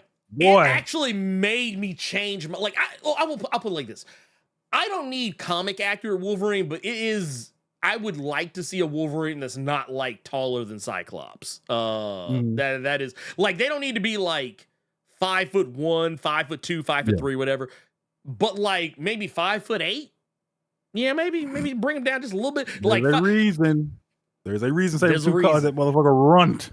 Yeah, because he is little. Him's little. Since we're talking about those scenes, there was one that I didn't know they were alluding to a cover. When they went back to the John Byrne Brown costume Wolverine fighting the Hulk. Yeah. And you see the reflection of Hulk in Wolverine's claws. Apparently that was referencing a Todd McFarlane cover. I did not know that. Yes. And that was a pretty cool way to do that. That was amazing. That I liked that a lot. And then that wasn't even, I don't think that wasn't even the only one. They also, as some of y'all may remember, they also referenced this cover. Yeah. Uncanny X-Men 251. And I thought it was so funny too, because I was like, man, I never thought I would ever see this a day in my life. I was going back a little bit to go back to your John Byrne comment. I'm actually shocked that they said John Byrne's name out loud. Me too. Because that was a wild one. And the reason why is because John Byrne has become a problematic figure as of late. Yeah. It's one of those things, like John Byrne has become one of those types of people who it makes me sad, because they always say never meet your heroes. Never meet your heroes. I've never met John Byrne, but I'm just saying, like, don't ever try to get to know them, because I love John Byrne's art. I love his art, and I've loved a lot of his work over the years. His X-Men is something that I think a lot of people slept on, the era of X-Men that he was a part of, like not realizing that was him. But yeah, he's become a very problematic figure, so I was actually incredibly shocked they referenced him openly in that regard. But yeah, it was cool. It was cool though. It was still Sir Yuri G and Elite X1 both said it. I thought it could have been, but I didn't realize that actually was supposed to be Old Man Logan, because I don't remember Old Man Logan. Yes, I don't remember him using the shotgun in the comics. I'm like, yeah, no, that was Old Man Logan. Yeah, that was Old Man Logan. Yeah, that was because that was another thing that happened in the theater. I was like, oh shit, Old Man Logan. That whole sector was just me shouting out, oh my god, this, oh my god, that. Reference. Yeah, that like it was. Yeah, that part was cool. I thought that part was cool. One thing I want us to do, because we're kind of just we're just going through like our favorite parts of the movie. Let's try to go back to like reviewing movie portions.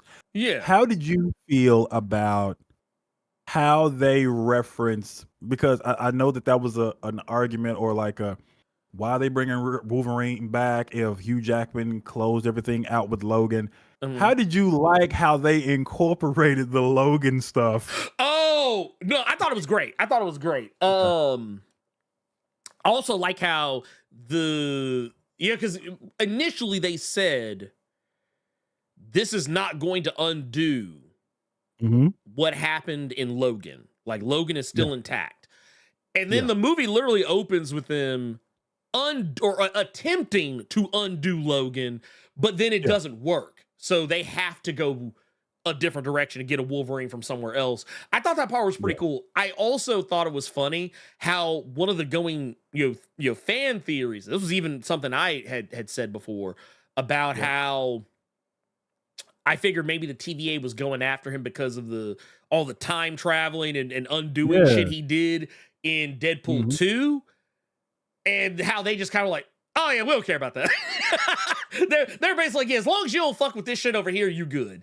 They say you fuck with the sacred timeline, we gonna come get that ass. But like, yeah, you were fucking with a dead timeline. We don't care about that. I thought that part was kind of funny too. But yeah, how they did the Logan stuff, I actually thought was pretty neat. Also, I never thought I needed to see Deadpool dancing to NSYNC's Bye Bye Bye. Okay. Now that we're in the spoiler discussion. Yeah. And we were talking about how some shit hits and some shit is just like, okay. I was so ready for that. Oh. Uh-oh. Wait, no, you good. You froze. Yeah, you froze for me. Don't scare me. But yeah, I was ready for that opening scene to be over and done with because that shit dragged for me. It was a little long. It was a little long. Like, okay, I got you. I got you. Start the movie. I got you. Nothing like I would actually disagree with you in saying James Mangold was feeling a certain kind of way. The reason I would disagree with you, since we are again in the spoiler discussion, was because the literal reason for Deadpool having to do all the shit that he was doing was because Logan died. He was the anchor, so because he was gone, all the Fox shit was just go. Yeah. Oh, I see. Yeah, I see. Yeah, okay, I see what you're talking about. Yeah. So I think that he would pop his collar knowing that he's the reason that everything is going to shit, basically. Yeah. I didn't have any. I did think the opening scene did run a little too long, but it wasn't anything that bothered me or anything. It was just like, I was like, okay, yeah. I was like, yeah, y'all are milking this shit. I was like, okay, y'all. Exactly. That's a better way to say it. It didn't make me mad or anything, but yeah, like, okay, yeah, we get it. It was one of them. Yeah, it was, yeah. And to be fair to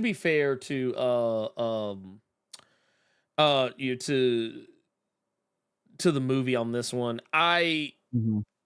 there were other scenes I thought that were kind of, I don't want to say unnecessary. I feel like there were certain plot elements of the movie that felt a little like I tell you what, here's a scene. Here's a scene. Here's a scene I actually didn't care about. I was kind of like, okay, let's go ahead and get to the movie. It was the scene before, I think, was it before that? I think it might have been before that. I might be misremembering. The scene between Deadpool and Happy Hogan, that scene I could have done without. That scene could have been a deleted scene as far as I'm concerned.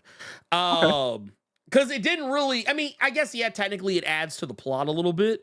It adds more context to the plot, but it was one of those I was kind of like, yeah, this movie could have been under 2 hours. Y'all left this in here to get over 2 hours is what this is. The only takeaway from that scene that I liked was when Deadpool was looking for Tony. And Hogan was saying that he doesn't do that anymore. Cameos? No. I like that. That was joke. It. I like that joke, but that scene, we didn't need Happy Hogan to be the one to give Wade the pep talk that was just gonna make him do some shit. Yeah. No.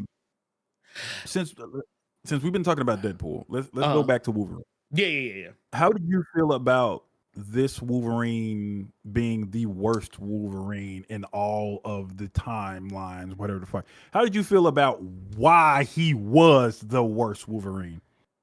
I was fine. Did that with hit it. for you? Yeah. Okay. I tell you what. Here's the issue. Mm-hmm. I feel like they kind of slick took a little bit of Old Man Logan. But like it was like they took the Old Man Logan story arc and remixed it a little bit or a lot of it and just filed it onto this character. Like, yeah, not saying exactly like word for word, but just the idea of the X-Men, not the reason why the X-Men are dead, but just like the reason why Logan is like so pissy is because the X-Men are dead. I saw someone I don't remember who it was. Someone brought up in the chat, why they have to kill off the X-Men. Well, I mean, here's the thing. It was that timeline was fucked. So it doesn't really matter if they're dead. And he's not in that timeline anymore now anyway. He's moved on to something. He's moved on to another timeline. And it's I didn't care. I honestly didn't care. I really didn't care. I was like, you know what? Because here's the thing. It was such a okay, I tell you what, you know what it was? I had bigger questions about the X-Men in Logan than I did this movie. Like as far as like the shit, we just gonna just act like the rest of the X-Men, they just gone. They ain't, I was like, all right, cool. Whatever. So okay. Xylism. They didn't say the Inhumans were the reason that the X-Men were dead. No. So okay, we're in spoilers. So the reason he was the worst Wolverine, and I see a lot of people in the chat, and I'm with y'all. The reason he was the worst Wolverine is because he went out and got sauced, and he got drunk. And when he was out drinking is when the humans, and I'm gonna assume because in the void he used the sentinel leg and he knew how to make it move, whatever the fuck. Yeah. I'm pretty sure they were alluding to the fact that while he was off drinking, Sentinels and humans, whoever you want to pick that hates mutants, went to the X Mansion and wiped out all the X-Men. Yeah. And in them doing that, now also the fact that it was the Days of Future Past Sentinel leg too, I was like, ooh. Yeah. That was nasty. So I thought that was kind of cornball. That's the reason he's the worst Wolverine, because he went and got drunk and the X-Men died. But they did add to that by saying, and there are a lot of people that I saw on Twitter that didn't catch that part, but they add on the fact that when he came back and he saw that everyone had died, he went on a killing spree. He killed everybody. Yeah, he was killing everybody. Not just bad people. Yeah, he just berserker barraged everybody. Yeah. He pulled the Darth Vader. He went Darth Vader Rogue One is basically what happened there. The claws came out and it was over. It was humans put down the X-Men while he was drinking some hypnotic. He came back, saw what happened, and then just said, okay, all of y'all got to go. Yeah, I will say this too, real quick. I'm gonna answer this because I saw this earlier, and I know some people probably don't know what I was talking about. Okay. What do you mean problematic? What'd he do? Talking about John Byrne. John Byrne. Oh, man. Do I still have this article? Yep, here we go. Bam. No, I'm not going to disable, but thank you for asking. Here we go. John Byrne. Here we go. Get that out of there. Let's see here. Yeah, the article's old, but his stance has not changed. So basically, John Byrne compared transgender people to pedophiles. And yeah, that's why he is in the gulag or in these social gulag. So yeah, and once again, I will point out, this article does say the article is over 9 years old, may contain outdated info. But here's the thing, his opinion hasn't, to my knowledge, has not changed. He has still been very vocally anti transgender, and I think just anti LGBTQIA plus in general. So that's why I said I thought it was kind of weird that they actually name dropped him.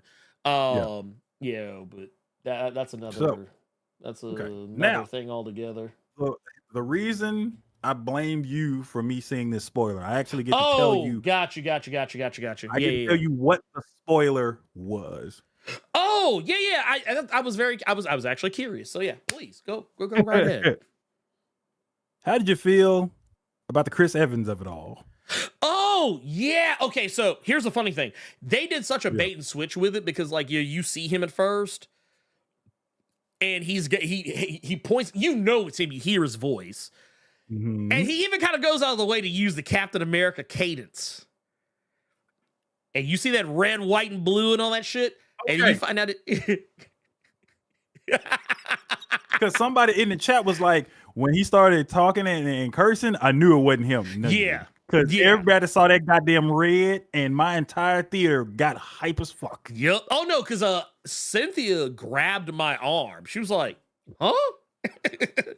And then when he revealed that he was actually Johnny Storm, I was like, man, I know husband. My man, that's what she did to you. Well, no, it was, to be fair, she'd be quicker to do that for a woman.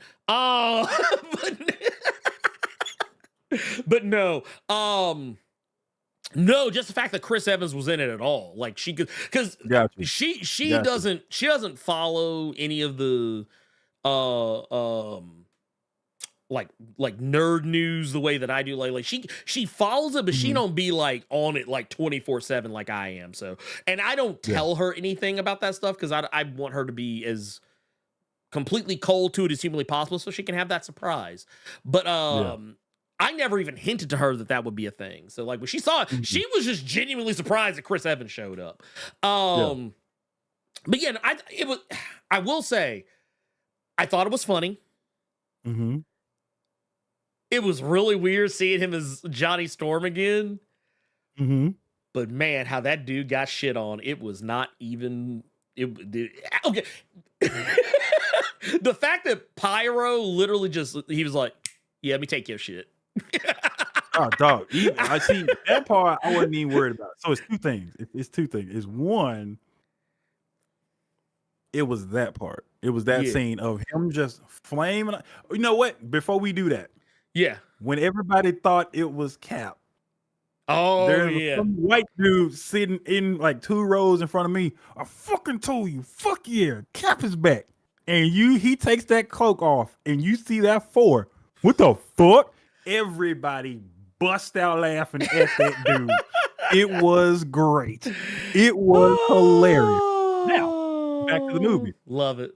It wasn't even just the fact that we done just buffed Pyro in this MCU Fox universe to where he can just go toe-to-toe with the Human Torch. It was the way Cassandra Nova got the Human Torch up out of here. Oh, it did not hit me as, damn, that's a fucked up way to go. Do you know what it hit me as?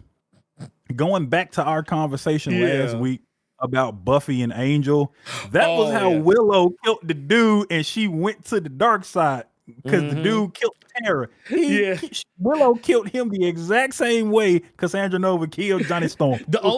Wait, let me ask you a question because I was so busy laughing at it. I don't remember if she even said the line. Did she say bored now when she did it?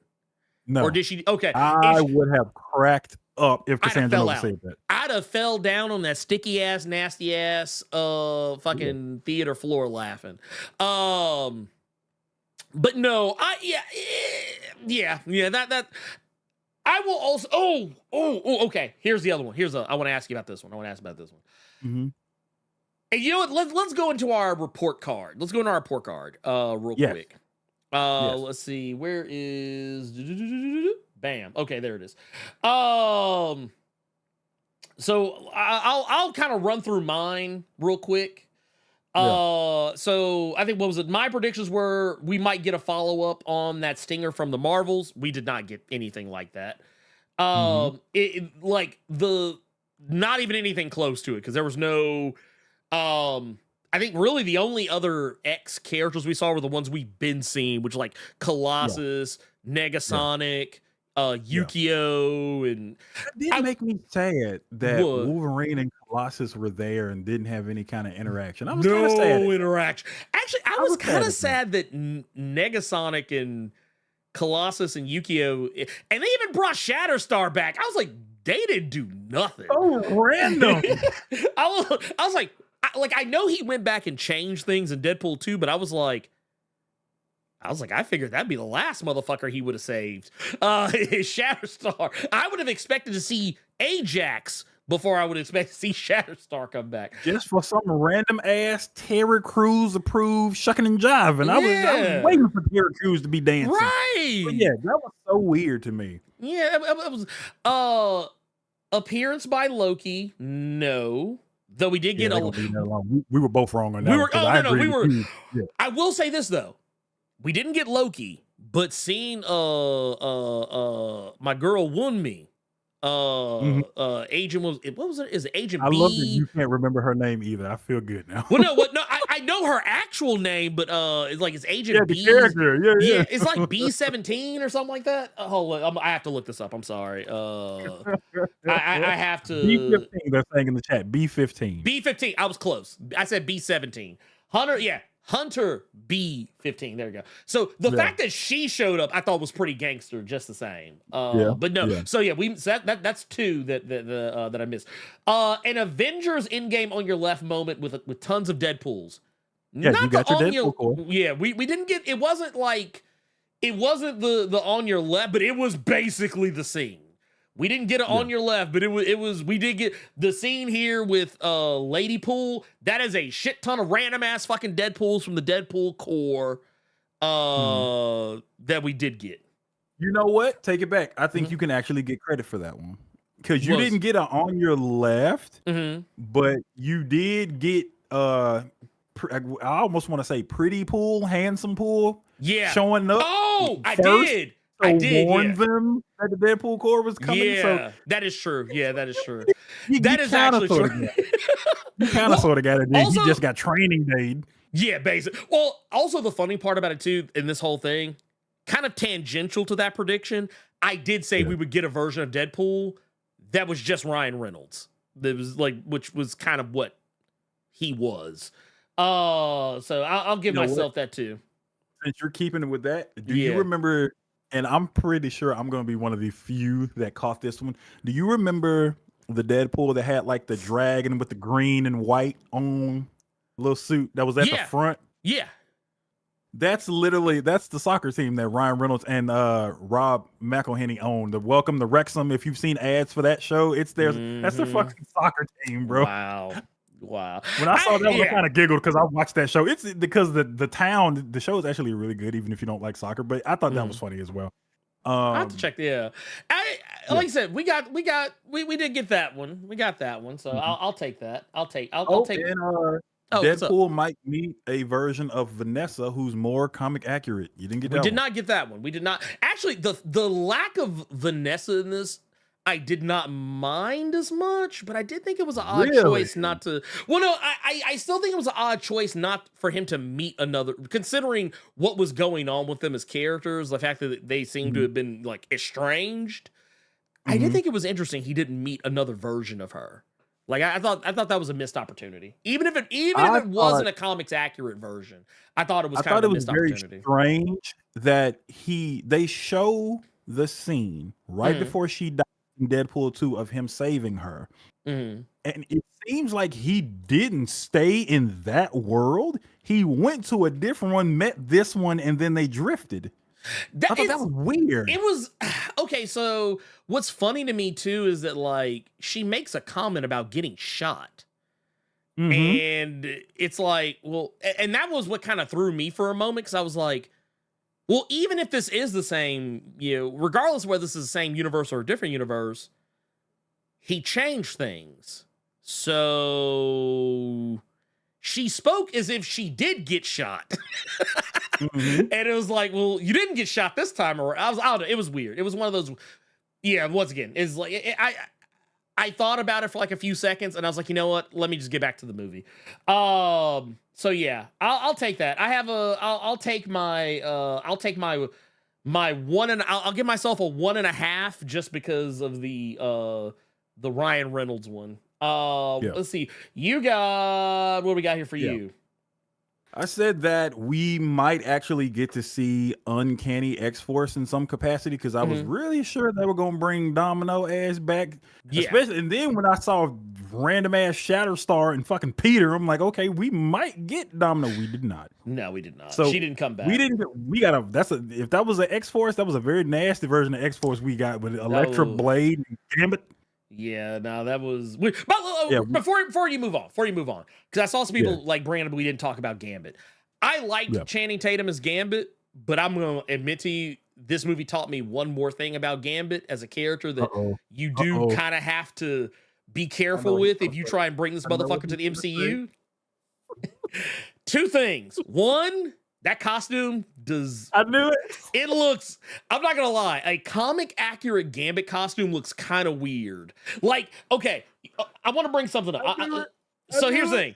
What was it? Oh my god.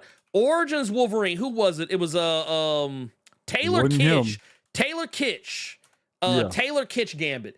I remember being kind of dismissive originally of his version of the costume, or it wasn't really a costume. Motherfucker was just in regular ass clothes. Regular clothes.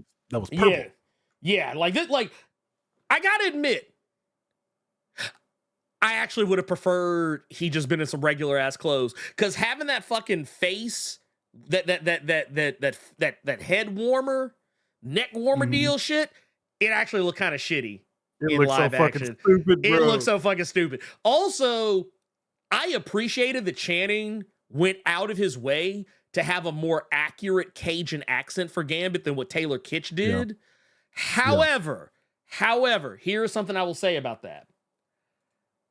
And the movie does make fun of this. Who was your dialect coach? Yes, and who's your dialect coach? And here's the funny thing. There are actual Cajun, like I don't know if anyone actually has any Cajun people in their family or know any actual Cajun people. I actually found an image of it that doesn't look half bad. Okay, and I want to make sure I'm clear. From the neck down, the suit is okay. The suit is okay from the neck down. From the neck down, the suit is cool. It's when you get to the head where I'm like, yeah, that actually does look kind of dumb in live action. Not gonna hold you. He said, Carter, that was lowercase x for her. Right, lowercase, not lowercase. but here's the thing. Here's the thing I will say about this. As far as here, let me go back. Let me pin this so I don't. Wait, here it is. Bam, there it is. Okay. All right, got it. I actually liked the accent, but like was the running gag of the movie. It was so difficult. It was so difficult to understand him sometimes. I actually had to it was almost like when you look at something that's far away, I had to squint to see it. I had to lean in to kind of really hear what he was saying sometimes. So yeah, if we do get I just sent you a better shot. Okay, what you got? Here, let me see what we. God, it's so bad. Oh damn! Please tell me it's. Oh, see, no, just seeing a good clear shot of it. Seeing a good clear shot of it is just like, oh. And that was my favorite character there, bar none. Oh my god! Yeah, look at that. It's so, wait. Hold on, I gotta. I'm sorry, y'all. I apologize ahead of time. Reviewers are calling it everything from shit to fucking shit. I'm sorry, y'all. I'm sorry. I just. Oh my god. Just. Yeah. I just. No, she didn't. She said okay, but the flip over hair is also disrespectful. Bruh. Dude, why? Why do we? Hair look like a need to stay in comic book form, and now it is confirmed. Gambit's outfit, absolutely. Yeah. Plus, he just looked big as shit. He looks huge when he was on the screen. Oh yeah, no, he did. Oh, someone asked about Juggernaut. Yes, they did have Juggernaut in the movie. It was technically not Vinnie Jones. It was not Vinnie Jones though. It was, and it was also not CG Juggernaut from Deadpool 2. It was I don't remember the actor's name. Hold on, let me see if I can. I'm gonna see if I can pull it up. What they did is the same costume, but it's a completely different actor. That's why when I saw that black dude that y'all goofy ass swore with sticky fingers, I looked at his outfit. I saw the bullseye on his head, and I'm like, okay, that's totally supposed to be Colin Farrell's bullseye, and this lanky ass dude is clearly supposed to be Vinnie Jones. But yeah, that was the thing. They get a guy who kind of looks vaguely. There's a guy they get that looks kind of vaguely like Vinnie Jones, but it's not Vin Jones. No, it's not Vinnie Jones. That said, I you know what? I'll put it like this. You know what? Okay, you know what the here, let me see if I can pull that image back up again. Here we go. You know what this reminds me of? Do you remember do you remember that one Resident Evil movie? Do you remember that one Resident Evil movie? I don't think it was Afterlife. It was, I don't know. It was one of the last ones. It wasn't, maybe it was Final Chapter. I don't remember. Point of the matter is, it was the one where they had like Ada Wong and Barry Burton and like all the other like Resident Evil characters. They had them all in the movie together, and it looked like cosplay. That's what Gambit looked like to me.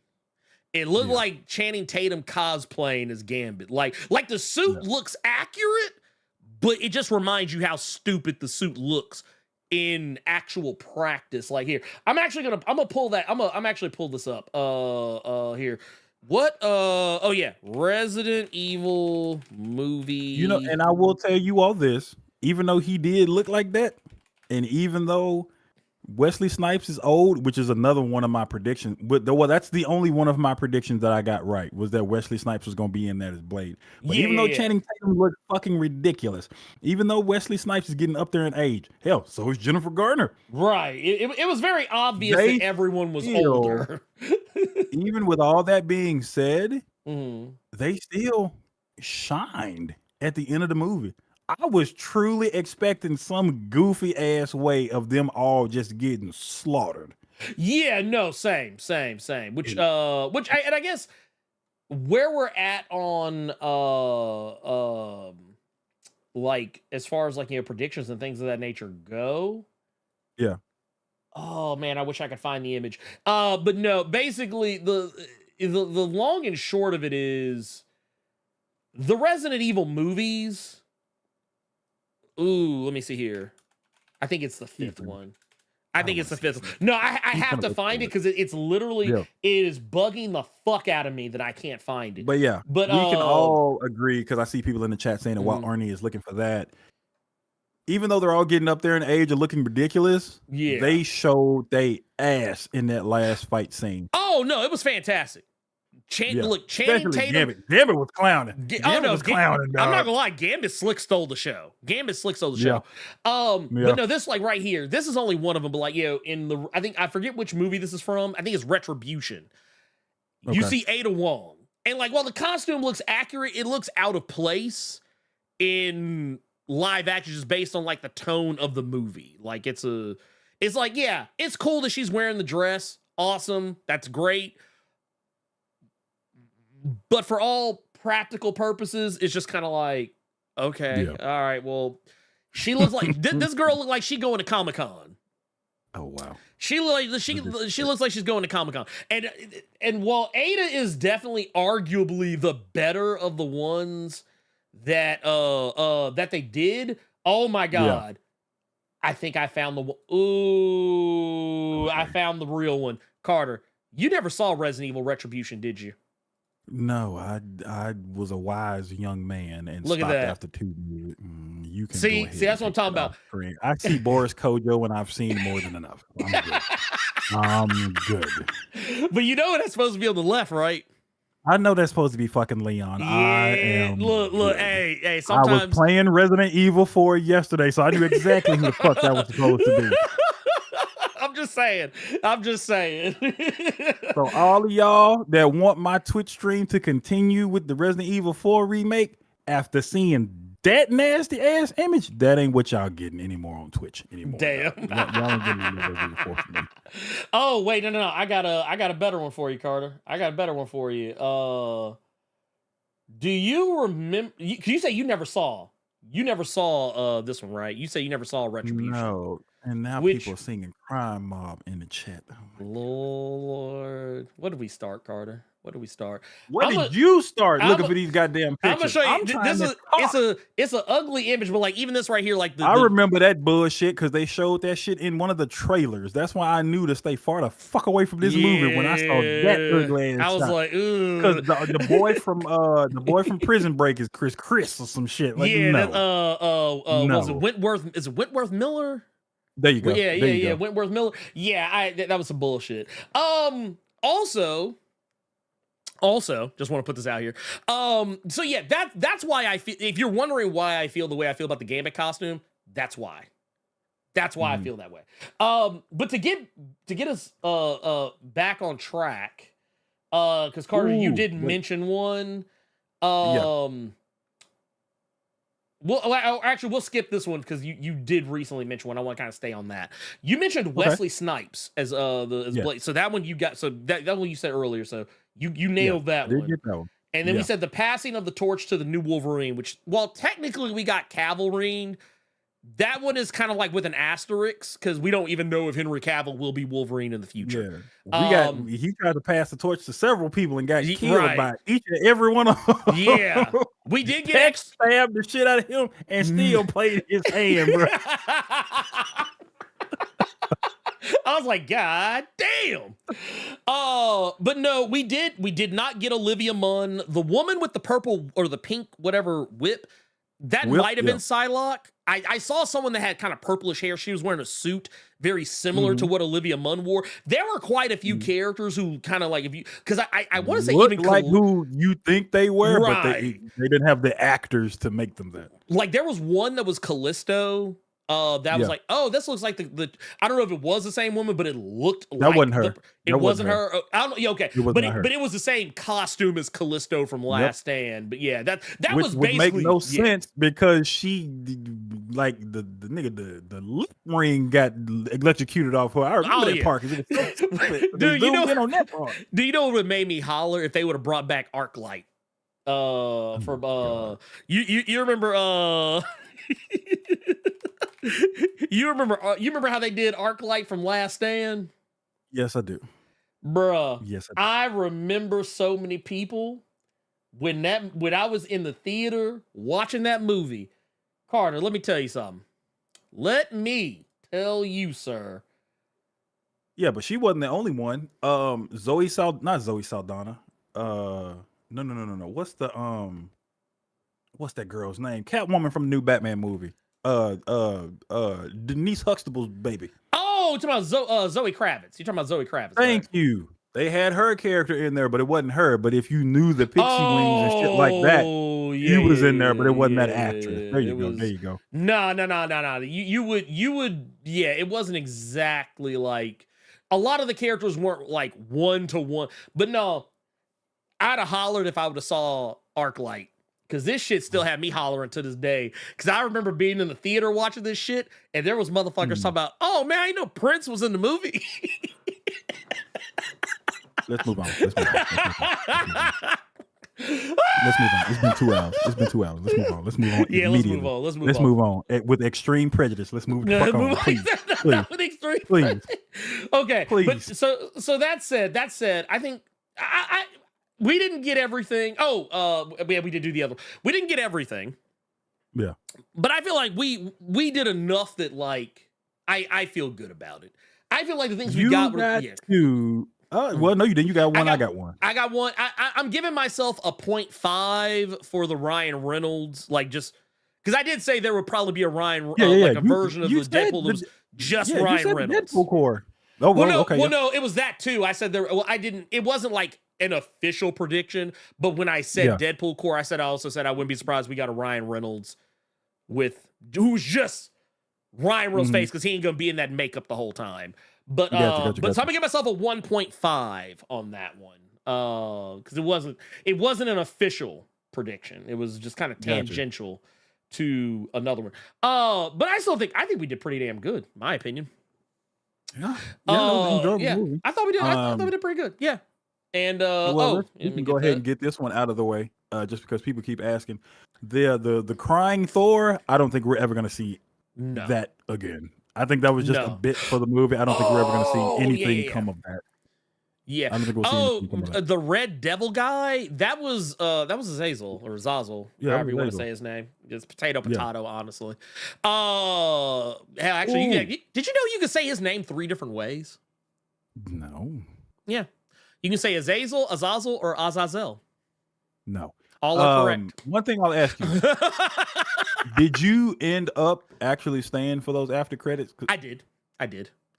I will say I laughed at the one that was at the end. The one that because technically the one they did in the middle wasn't really after credits. It was just a love letter to the X-Men movies. I was having a hard time if I wanted to tell you that because I don't want to spoil shit for anybody. But I told another friend because I'm like, that's not really a spoiler. It's more of a, even though I made fun of you, fuck you, Fox, headbutt the camera.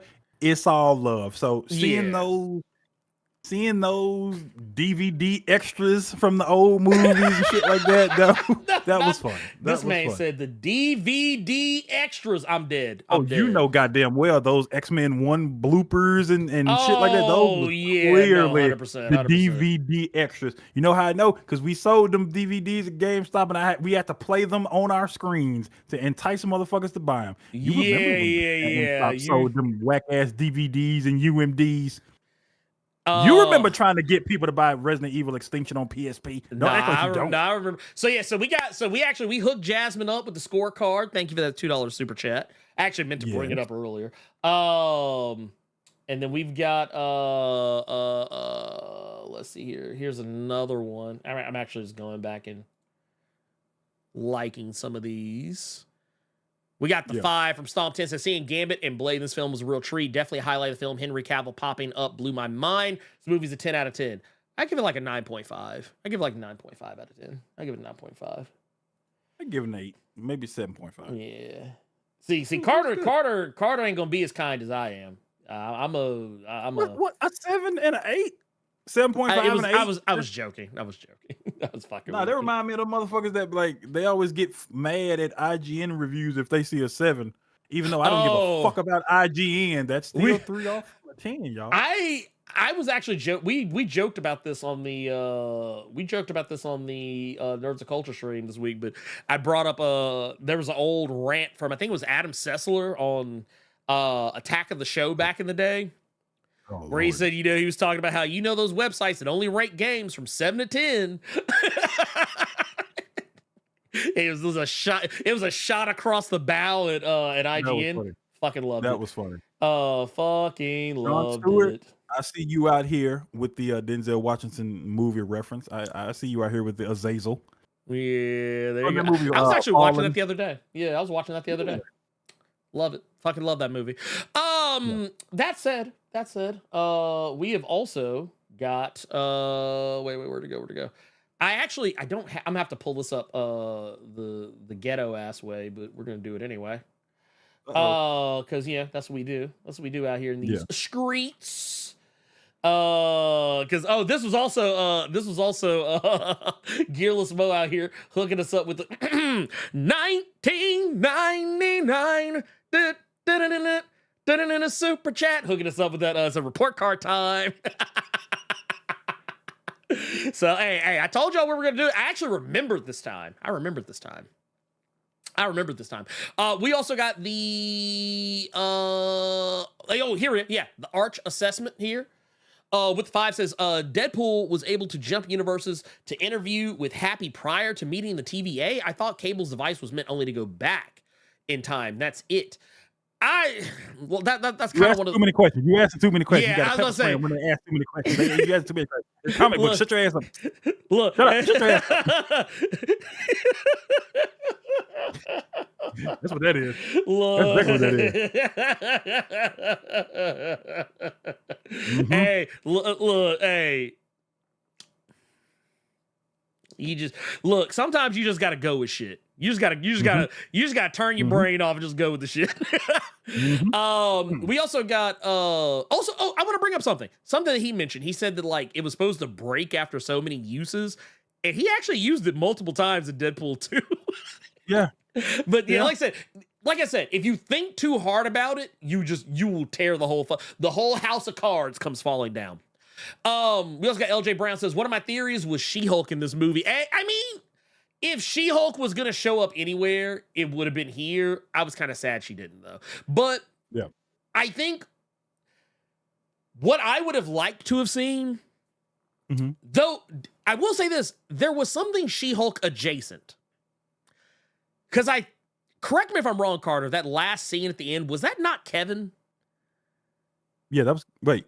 Talking about when they were doing the whole thing where they were looking down. Well, he was showing the footage of what Human Torch said about Cassandra Nova. Yeah. And there was like a camera looking thing. I don't know if that was. I think Kevin. that might have been Kevin. I think that might have been Kevin. Been funny. That would have been funny. I just thought that was a camera they had over there. Well, it's such a blink and you miss it shot because it's only on him for like that. Like when I say like literally when I say that's literally how long they got the camera on what might be Kevin. But that said, I think what would have been really cool is if they would have brought She-Hulk back and they had like a fourth wall, like, off. But I feel like that would have maybe slowed the movie down. So who knows? Maybe it was something they thought about doing, but just didn't do. There's lots of shit that I've heard didn't make it into the movie. And then we've also got Gokhan Shure's baby's father with the two says, so the TVA scared of Omega level mutants? Yes, they are. And rightfully so. Rightfully so. But yeah, I thought that, yeah, I enjoyed it. I enjoyed it a lot. I guess real quick, because I did say, I said we were going to get, okay, let's say this. Let's say this. Okay. I think we're going to save SDCC for next week. Okay. That's cool. I think we're going to say, yeah, because then everything can come out and then we can see what main thing we need to talk about. Yeah, we can just talk about, because I'm not going to lie, I actually thought about, like some of you probably saw it in the title. I'm actually going to edit the title right now because, I wanted to talk about some of the stuff, but I think let's let the smoke clear. Yeah, let's let the smoke clear. Because I'm gonna say it again. I said it in my video this week for NYX, but I'm gonna say it again here. Sometimes it's better be the first to be right, not the first to be first. So there you go. Wise words of Denzel Washington. So yeah, we're gonna not talk. We're not going to talk about SDCC because, well, for one, there's just too much going on anyway. Like, I think when you asked me about it, last night, because I've been kind of going through, I've been clipping stuff, I've been saving receipts, talking about this, that, and the third, whatever, and man, I literally had like several videos, clips, and things of that nature. Yeah, well, that's a whole show. We would literally, if we tried to talk about any of this shit, we'd probably be here like for 5 fucking ever. And as much as I would love to be here, I have to get ready to take a trip tomorrow. So, and nothing fancy either, because it's we are. You lying? Recommended. Yeah, let's get to recommended. Y'all just trying to keep the look, Jazzy shit. Say y'all just trying to keep the show to 3 hours. I'm trying to keep it from being 5 hours. Yeah. And I'm trying to keep that motherfucker from being 5 hours. Okay, so we're no longer talking about Deadpool and Wolverine. No more for anyone who comes back. We're not talking about anything Deadpool Wolverine related. So try and keep all Deadpool Wolverine spoiler talk. Please try not to. Though I know we'll get some people who came in like literally like just now and will or are behind and will still be talking about it. That said, Carter. Yes. We're not going to stand on ceremony on this. We both have the same recommended this week. Yes, we do. So that's going to make this even easier. Mm-hmm. I haven't put the video out for this yet. Because honestly, I've just kind of been in a weird headspace. And didn't want to, I'm trying not to burn myself all the way the fuck out. But you'll probably see a video for this come out either maybe Sunday or Monday, depending on what's going on. But it's going to be Teenage Mutant Ninja Turtles #1, which, if you're not in the know, Jason Aaron, this is his opening salvo. This is his opening salvo on the book. We also got Joelle Jones, who is on art for this issue. She will not be on any future issues I'm aware of. Because they're doing the whole thing where they're doing a different artist for each of the first 4 issues. Which makes me sad because this book looks so fucking good. And then we got Rhonda Pattinson on color, which if I'm not mistaken, I think Rhonda Pattinson was on color for a lot of the previous Turtles books. I might be misremembering. Carter, what'd you think about this book? What'd you think? Man, it did its job, just like we were just talking about with Deadpool and Wolverine. So now we have confirmation that when it comes to one turtle, when it comes to Raphael, Jason Aaron has that voice down. He knows Raphael. And I know a lot of people would make that argument about it's Raphael. You could do there's some nuance and shit there. Yeah. And just from the inner monologues and stuff of Raphael, you can see that. So yeah, this did what it was supposed to do. It let us know that he has Raph down. Now it's time to see how he's gonna have the other 3. Yeah. Michelangelo is next. Michelangelo will be the next one. That's going to be for 2. Leonardo will be number 3, and then Donatello will be which, to be fair, we've already kind of seen a little bit of Donatello from the Alpha issue. So, so there's that. This was a really, really, really good first issue. I want to stick with it this time. I don't want it to be like the previous run where I kind of fell off because I couldn't find the hardcovers, and you know how hard Ernie had to go through to find them goddamn hardcovers. So I'm trying to stick with it this go around. And if this first issue is any indication, everything else that comes after it, fingers crossed, is going to be great, because this was a fantastic #1. And I honestly, I see what Hickman was talking about when it came to the Krakoa stuff, because nobody else wanted to move on. They wanted to stay where they were in the Krakoa shit, because I want more of this Raphael. I do. Yeah. And this is why I say, man, sometimes we need to embrace change. Because I feel like Jason Aaron did a good job of juggling the initial IDW stuff, the initial 150 issues, but he didn't spend a whole heap of a lot of time dragging on talking about it. Like, if you have read the previous or any of the previous 150 issues of Teenage Mutant Ninja Turtles at IDW, when you read this first issue, it becomes incredibly obvious that this is not a reboot. Yeah. This is not. This is a time skip. Yeah, this is a time skip. Because I talked about this in my video for the Alpha issue and for really just for the Alpha issue, that there has to be some jump in time, because when we last saw the Turtles together, they all seem to be happy to be together again. But by the time you get to this, something has occurred that has caused them to drift apart. And the way that Raph is talking about all this, how he's kind of, there's moments where he kind of hints and alludes to his brothers, but at the same time, you can tell there's some kind of beef going on. There's a reason why they're not together, a reason he doesn't want to be around them.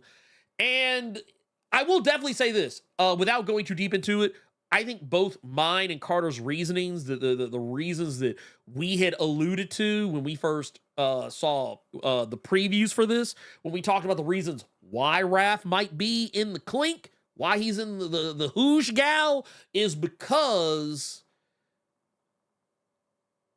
the reasons why. I won't spoil it here, but just for those who were around for that conversation, it's very. I think Carter and I both called it on that front. This is it. This is like honestly, I think this is the right move. I think this is the right move. I think everything they're doing here. I was initially a little skeptical about an issue focusing on each individual turtle, because they didn't need to do it for the initial launch. But I do feel like with what he's doing, definitely this was the right move. So yeah, highly recommend. And yeah, we're gonna, yeah, you'll. Well, I mean, I had already kind of been talking about Ninja Turtles on the channel, but yeah, I'm gonna be probably talking about it quite a bit more since we're on a jumping on point. That said, yeah. Let's move on. Let's move on to our next thing. We're gonna jump over to questions from the Discord. In the show notes already ready to rock. Man, look at my guy out here doing the damn thing. Love to see it. Love to see it. Actually, here can we do this? This could be a thing. Can it be a thing? Let's see if this can be a thing. Yeah, here we go. We'll just pull them up right here. Bam. Look at that. Look at God. We got one here from Qdoma. Says, greetings, Blerd and Carter. By the way, thank you for the recommendation of Sirens of the City. It's a great book. Keep them coming. And for all you in the chat, get them likes up now. The question of the day is, what's your take on the video game voice actor strike that's going on right now? Yes, this is actually something we were going to talk about on Nerds of Culture Thursday, but we just kind of wound up going very far afield. And just didn't have time to. And we may even talk about it this week as well. But what I'll definitely say is get your money. Get your money is what I'm going to say. Because from what I understand, this strike is happening because they have been in negotiations for over a year with no sign of any change. So... yeah, a strike is necessary. I don't know how this will affect every game going forward. I know, almost said Rocksteady. Oh my God. Rockstar has come out and said that it's not going to affect GTA 6. Probably because either A, they expect their game to not be at the stage where they need to handle this. Well, actually, no. They've probably already handled all their actor stuff by now. At this particular stage. So that's probably why they said it won't affect them. But even if it isn't the case, it's probably because they haven't even gotten to that part yet. Though I imagine they have. If they've already done trailers and shit, you've probably already had all your actors come in. That said, yeah, I don't know, Carter, what do you think? What do you think about this? I didn't even know it was happening again. I remember voice actors having a fit, not maybe a couple years back. So the fact that this is happening again, very telling. You just kind of got you kind of got to roll your eyes at it. Like at this point, just get your bag. Get your bag. Get your pay. Get your pay. I'm just saying. I and here's the thing. I want to make sure I'm very clear on something when I say this too. I am very much about I am pro union. I am pro workers' rights. I am pro getting your money. And that's what this is. The video game industry is really weird about money. You will have these studios come in and making all the money. I want to make sure I'm clear when I say this. I don't blame the devs. I blame the publishers. I don't want anyone to think I'm talking shit about the devs. I'm talking about the publishers, because the publishers at the end of the day are the ones signing the checks. The publishers make all this money, and then they don't want to break bread with anybody. They will make millions of dollars off of a game and then say, oh, we got to fire everybody because the game wasn't as profitable as we wanted it to be. No, I don't like that shit. I don't like it. Everybody, get your money, get your paper. And then we have got another one here. This is going back. We got Trap God Thanos. You want to take this one, Carter? Sure. We got good afternoon, brothers. Have you guys ever read a run as it was coming out and liked it, but the next run after it immediately blows that previous run out of the water? I'm talking about it so much. Wait, I'm talking. Okay, I get what you're saying now. I'm talking. It's so much better. You start thinking that last run really wasn't shit. Okay. That's what happened to you. That's what happened to Trap God Thanos with Saladin Ahmed's Miles run. He liked it month to month, but as soon as Cody Ziegler came and put his whole ass foot in this current run, I'm looking at Saladin Ahmed's run thinking it wasn't shit. I'm wondering if that's common. You know what is common? My foot in y'all asses if these lights don't start going up. So basically, yeah. have you all ever enjoyed a book and then the next thing came around and you don't really care to talk about that last run because this right here is the truth? This new shit. I've had the reverse effect. I've had the reverse effect.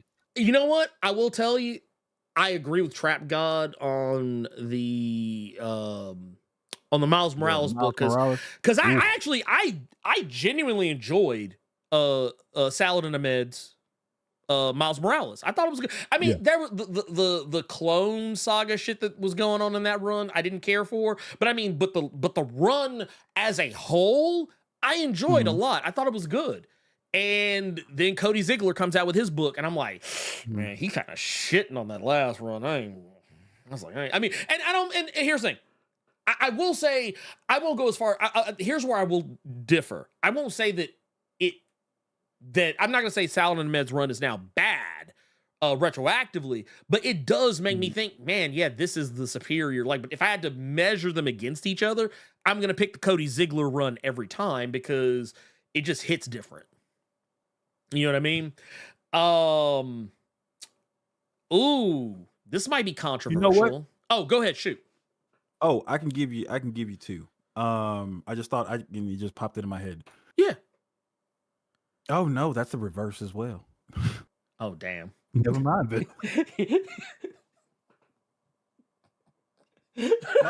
My bad. These current runs ain't shit compared to the previous ones. Apparently, according to Carter. Good Lord.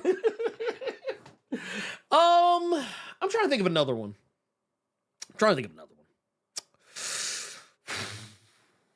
Oh man, yeah. I'm actually having a more difficult time. Thinking of some other ones. But I will say, okay, this one is actually not that hard to do, but I'll even go as far as say the core X-Men title of the Krakoan era. You motherfucker, I just found it too. I just thought of it. Yeah. Bitch ass. Sorry.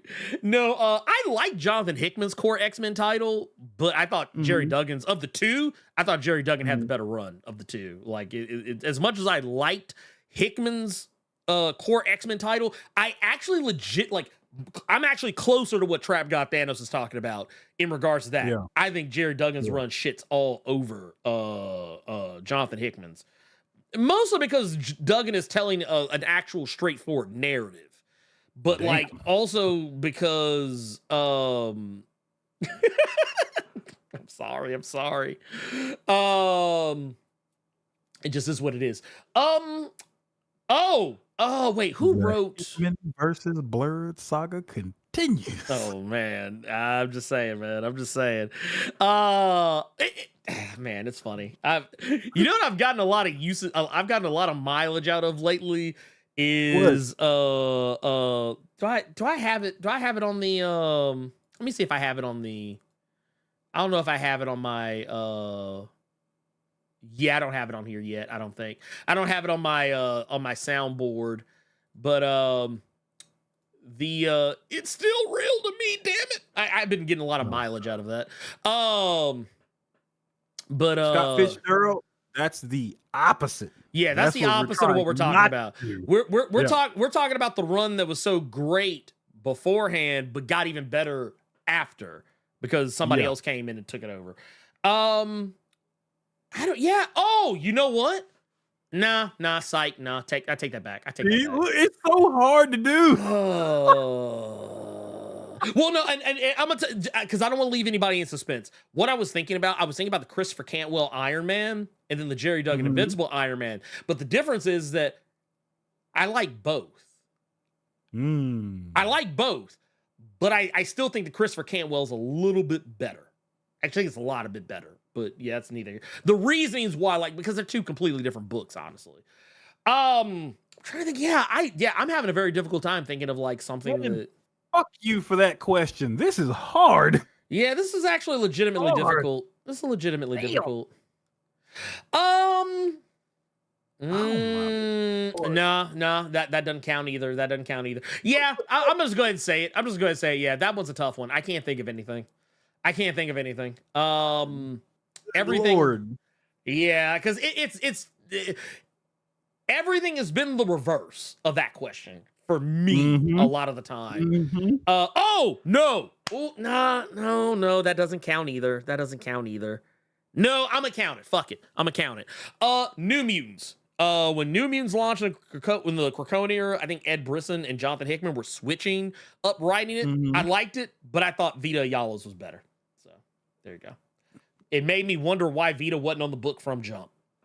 I don't have anything else though. I can't. God, goodness. Yeah, we're gonna. Yeah, I got nothing else. That is literally. I think that might legitimately be the hardest question we have ever been asked.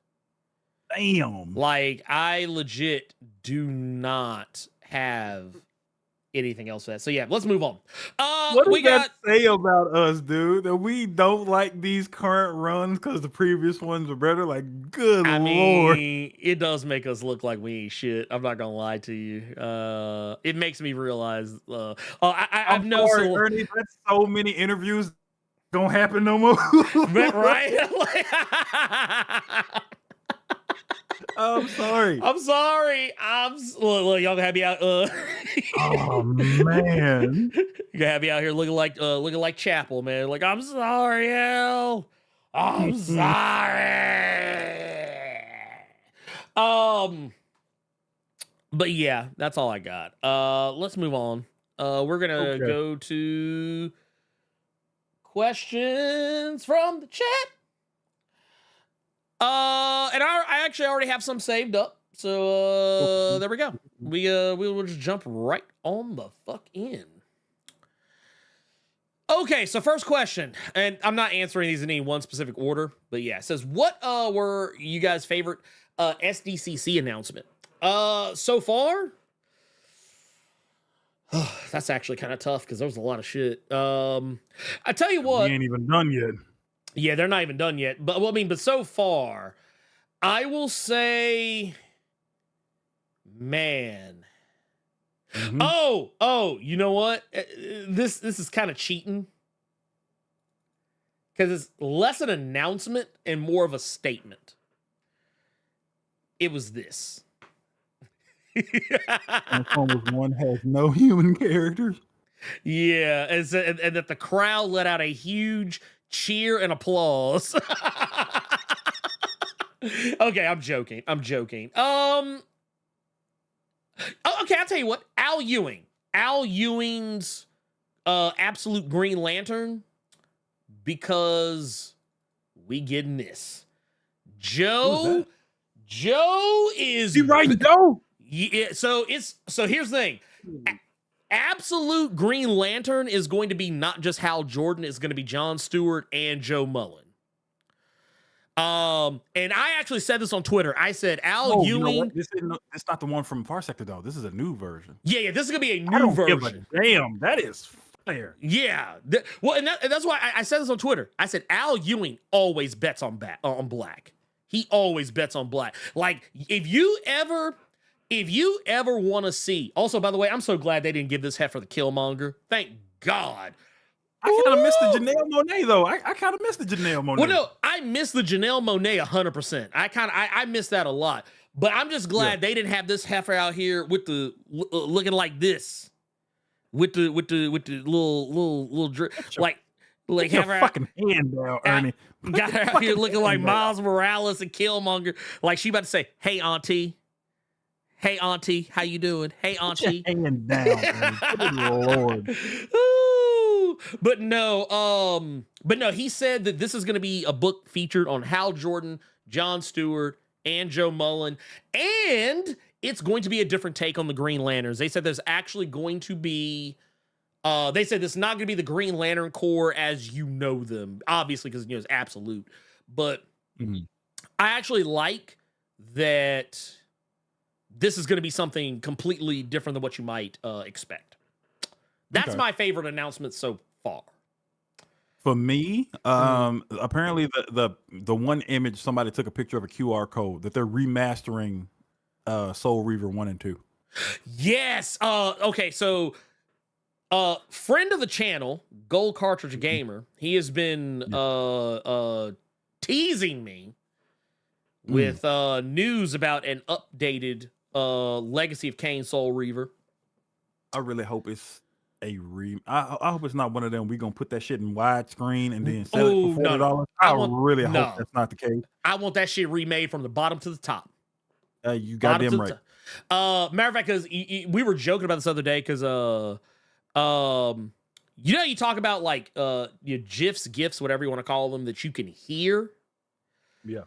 There's one, like, I know y'all know the scene. It's the scene from the first Legacy of Kain Soul Reaver, where they're about to throw Raziel into the pit, and Kane's like, "Cast him in." Every time I see that shit, I can fucking hear it. Like, I don't like it. I don't give a fuck what is trying to be said. I just always like, because it's a running gag. Because every time like we joke about banning somebody in the Nerd 901 server, I use that. I'm always like, here you go, cast him in. But yes, here I will say there is just real quick. I will also say, I actually think this is going to be cool too. This says a prequel series to The Boys in the Work, starring Jensen Ackles and Aya Cash, who, for those of you, for whatever reason, if you're living under a rock, you don't know why this is important. It's because Jensen Ackles plays Soldier Boy and Aya Cash plays was it Stormfront. Yeah, it's going to be called Vought Rising is what it's going to be called. Which, I mean, I'm here for it. I think, because I feel like Stormfront was gone too soon. I feel like Stormfront got yeeted out too soon. That's a funny thing to say about a racist. Yeah, right? Funny thing to say about a fucking Nazi one time. Well, you know, I say this because I love seeing Nazis get punched. So I thought you were gonna say it's because of the actress, because Aya Cash is I like that actress. Oh no, she's great. No, she was fantastic. She was great. She actually did a fantastic job on playing this character. She actually made me really dislike her as well. But I'm a tiny bit salty that he's Soldier Boy, just because I feel like Jensen Ackles deserves the Marvel bag at some point. Or shit. He needs DC bag. He didn't voice Bruce and Jason Todd. He needs one of these big two bags. Yeah, 100%. I will tell you, the thing that disappointed me though is the Yakuza trailer, because it didn't have shit in it. You saw his back. You saw the back. I need to see more. You saw the fruit. Yeah, that too. We also got Jerome out here says, question, I've been catching up on Marshall Braves. Ooh, man. It says, if you were given the power to reintroduce a cartoon, would it be as a comic, animated, or live action? And how would you tell the story? Honestly, I would just bring it back I'd bring it back as an animated series, but I would bring it back. I would not saying in the same exact fashion, but I would treat it the way like Kevin Smith treated He-Man and the Masters of the Universe. I would make it more for, like, I won't say adults, but like for teenagers and young adults. I would aim at that demographic, and then anyone who was old enough to remember. I would go from there on up. But yeah, I would largely keep if there was any one thing I would change, I would just make him less of a caricature, or not say a caricature, less of a stereotype. Because Marshall Bravestarr is I love the cartoon. He has a little bit of stereotype. Teensy. I hated the fact that they were still riding horses, but then the horses had fucking jetpacks on them. Why are you using your legs? Even when I was a kid, I thought that shit. Why are you using your legs if you just gonna lift the legs and fly? Right? It just make me so fucking mad. But at the same time, I loved it so fucking much. Yeah, because it's so ridiculous. Absolutely. It's so like it's one of those things you think about and you're like, this is dumb. But no, that's what I would do with it. We also got one from Detrick Morton says, was it just me, or did Deadpool and Wolverine defeat Cassandra Nova just like the Guardians of the Galaxy defeated Ronan by holding hands at the end? Yeah, kind of. With music. Well, no, it was the power of aged Hugh Jackman abs. Is what it was. That is true too. It was Hugh Jackman's abs. Because look, let me tell you something. That man ate all the boiled chicken breasts and broccoli. I guarantee you, there is not a single solitary ounce of boiled chicken breast and broccoli in Melbourne right now because of him. They're actually on shortage. They are on a shortage of boiled chicken breast and broccoli right now. You know, that's the one thing we didn't talk about real quick, real fast. How did you go feel ahead. seeing him in the mask? How did you feel seeing him put the mask on? Real quick. Oh, okay. So yeah, we did not bring that up. Okay, so I will say, it was funny to me because it reminded me so much of Thor Ragnarok. You know why? Because of this shot. Remember when Thor Ragnarok came out? And all the trailers, they would show like Thor at the end where he's like, where he comes down with the hammer and he's supposed to be like fighting Hela and all her minions or whatever. Yeah. And he's got two eyes. Oh, yeah. It reminded me of this because this shot, that's not what you see. That is not what you see when you actually see the movie. You see the same shot, but the mask is on. Yeah. That's why I love. I appreciate that. It was cool. I will say, I actually thought they pulled it off relatively well. Like as far as it looks ridiculous, but not in the same way the Gambit looked ridiculous. If that makes any sense. I got you. Yeah. Okay. Next question. Yeah, we got one here. This is from Y2 News. Says question: was Deadpool's comment about Chris Evans being white guy's answer to comic changes a validation of Ernie's point about the industry listening to chuds too much, or just poking fun at fans? I think it was a little bit of both. Because, dude, funny. This happened in the theater. This question reminded me. So they played the trailer for Captain America: Brave New World, obviously. There was someone sitting about 2 chairs down from me when this came on. They said, "Oh, it's black. It's Black Captain America." And it was a white person who said it. And I kind of and the thing is, they kind of stayed quiet for the rest of the movie because when they said it, they saw me burn a hole in the side of their head. Because I think they thought it was one of those situations. You know, like sometimes when you're at a place that's really loud and you say something thinking that, not necessarily that no one's gonna hear you, but you think because it's so loud that maybe like you just no, you probably think that you're probably not gonna be heard. Probably. That was one of those situations. I think they didn't expect anyone. I don't even think they realized they were talking as loud as they were. Because as soon as they said it was at a moment where like the sound kind of went down a little bit. So what they said kind of resonated across the theater. And I just kind of turned and looked at them. And I saw them cut their eyes in my direction and they immediately cut back to the screen. Because now they know they're going to get robbed by a black dude in the parking lot. Yeah. They about to catch this L. Oh, but yeah, I do think that it is one of those things that I think it was a little bit of both. I think it was there were lots of little comments that were made in the movie that were like jokes pointed both at Disney and Marvel and at the fans and at the franchise as a whole. And I feel like the only thing I didn't like about it is that in some instances, I feel like they kind of validated some criticisms that I feel kind of is just going to make chuds think they were right. There were a couple of moments in there where I feel like they're going to make chuds think they were right about something. But I do feel that Disney and Marvel are way too quick to pivot because of a vocal minority. I 100% think that is. I know some people don't think that's the case, but I think it's the case. I think it's the case. You can't convince me otherwise. It is they have made too many choices and decisions based on the hate machine. So, and then we got last question coming from Jasmine. Jasmine says, "I just learned about Dyer's Burgers." Oh wow.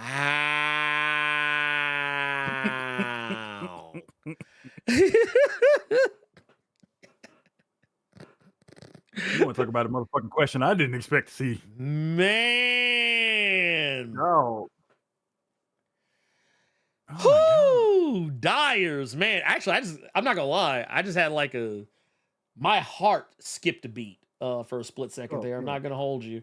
I want to pull this up because I want people to kind of know what we're talking about, just in case. Talk about one reason to take your ass on BF Street. Oh my God, man. Look. Okay, let's see here. Where's I want to find it.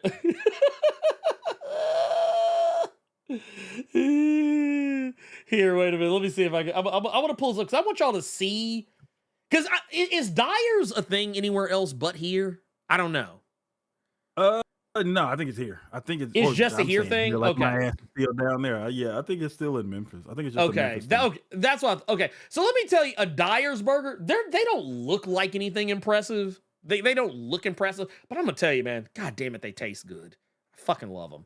But this is a Dyer, like this big old house burger. Like nothing but man. Look, that meat and cheese. But yeah, the reason also, I love the fact that the title of this image I'm about to show y'all is just I saw it too. Memphis Grease Burger. So this is what Jasmine is alluding to. It's the fact that the grease they because I think I saw an article that talked about how like the secret ingredient is like it was a secret 100-year-old ingredient. They basically just be the grease you see them use it's kind it's they technically that grease. Yeah, they keep the grease. It's kind of like, you know, I don't know if other families did this. I don't know if it's a poor people. I don't know if it's a poor. I don't know if it's a poor people thing or if it's a black people thing. I don't know what it is. I know what you're gonna say. Right at the front of the stove, right? Like y'all ever keep y'all family ever keep that one tub of grease every time y'all cook some shit? You just take the grease and you just pour it into the pot and you save it for the next time you cook.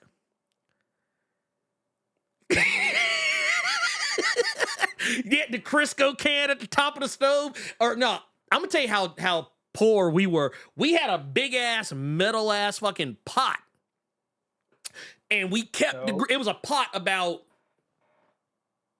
here. I'm gonna give myself here. It was a pot about like that big, about that wide. And we still okay. So first, I'm gonna tell myself we still do the jar of bacon grease. We still do the jar of bacon grease, but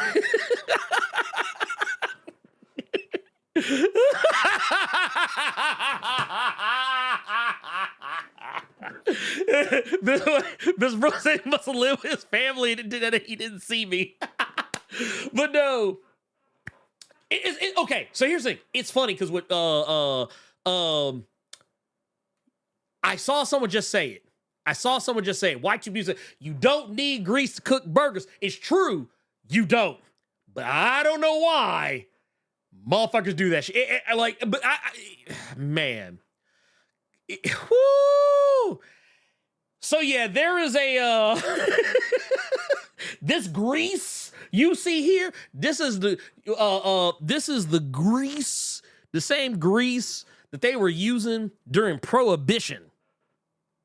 This is the same grease that was in the skillet when Al Capone was still alive. This is the same grease when Dr. King was marching in Selma. This is the same grease. Same grease right here is same grease. Matter of fact, this is the same grease right here that when Dr. King When Dr. King got clapped, this is the same grease. This is the same grease because it's right up the street from the Lorraine Motel. It's the same goddamn grease. Period. It's the same grease.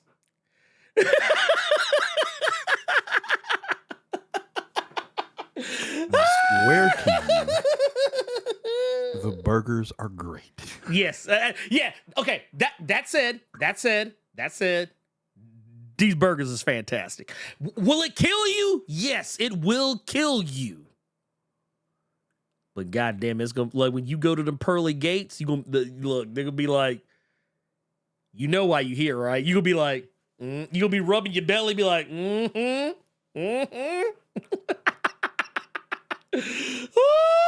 Grease from 1962, Louisiana. That's basically what it is.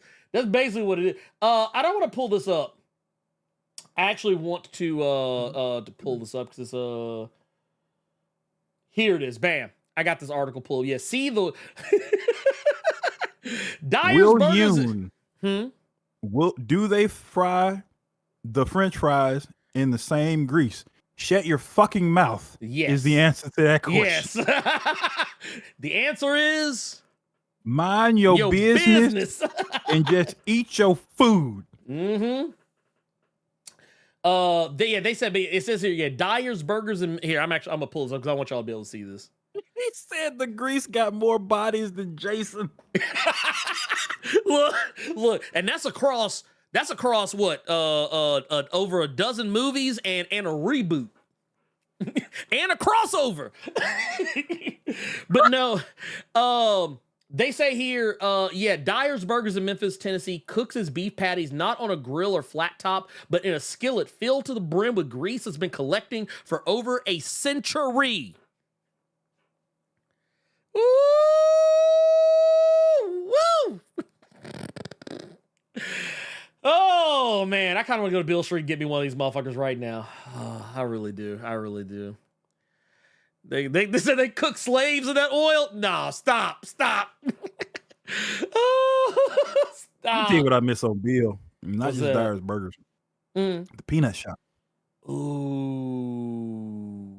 I don't give a damn what y'all say about this candy, but like fresh candy corn from the peanut shop on Beale Street. Oh my God, you come a little bit. I'm not gonna Just lie. a little bit. Just tease me. Dude, let me tell you something. Dyer's is one of the only places you get some bullshit like this.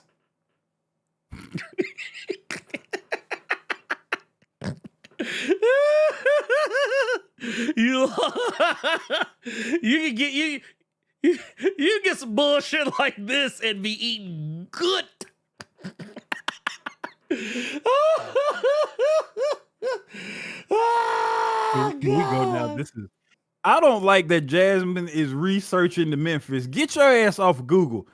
Stop making me have to say out loud shit about my home that upon saying it out loud, I see how outrageously preposterous it sounds. Oh yeah, no, it's look, here's the thing. Wait here. I want to pull this up. Hold on, wait. I want y'all to see this. Let me show y'all some shit.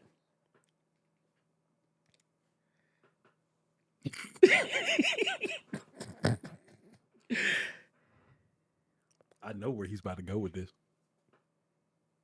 Y'all know this sister's about to tear some shit up. Look at that big ass skillet of grease. Okay, look, let me tell you something. When you see a motherfucker like this behind the grill, or not the grill, but behind the counter cooking, first off, you know this motherfucker about to throw down. Look at that big ass cast iron skillet full of grease that done been around since, like, shit. You know what? Look. Nope. Stop the show. I'm not sitting back in my chair. This child said the grease of futures past. Cut the show off. Cut the show off right now. Cut it off right now. You know what? I tell you what. You know what? I ain't gonna lie. No. That's the show. I'm done. I got Cut it off. No, you know what? The Carter presents I'm the Blerd Without Fear. And you know what? I'm gonna go eat some Dyers so I can go to hell.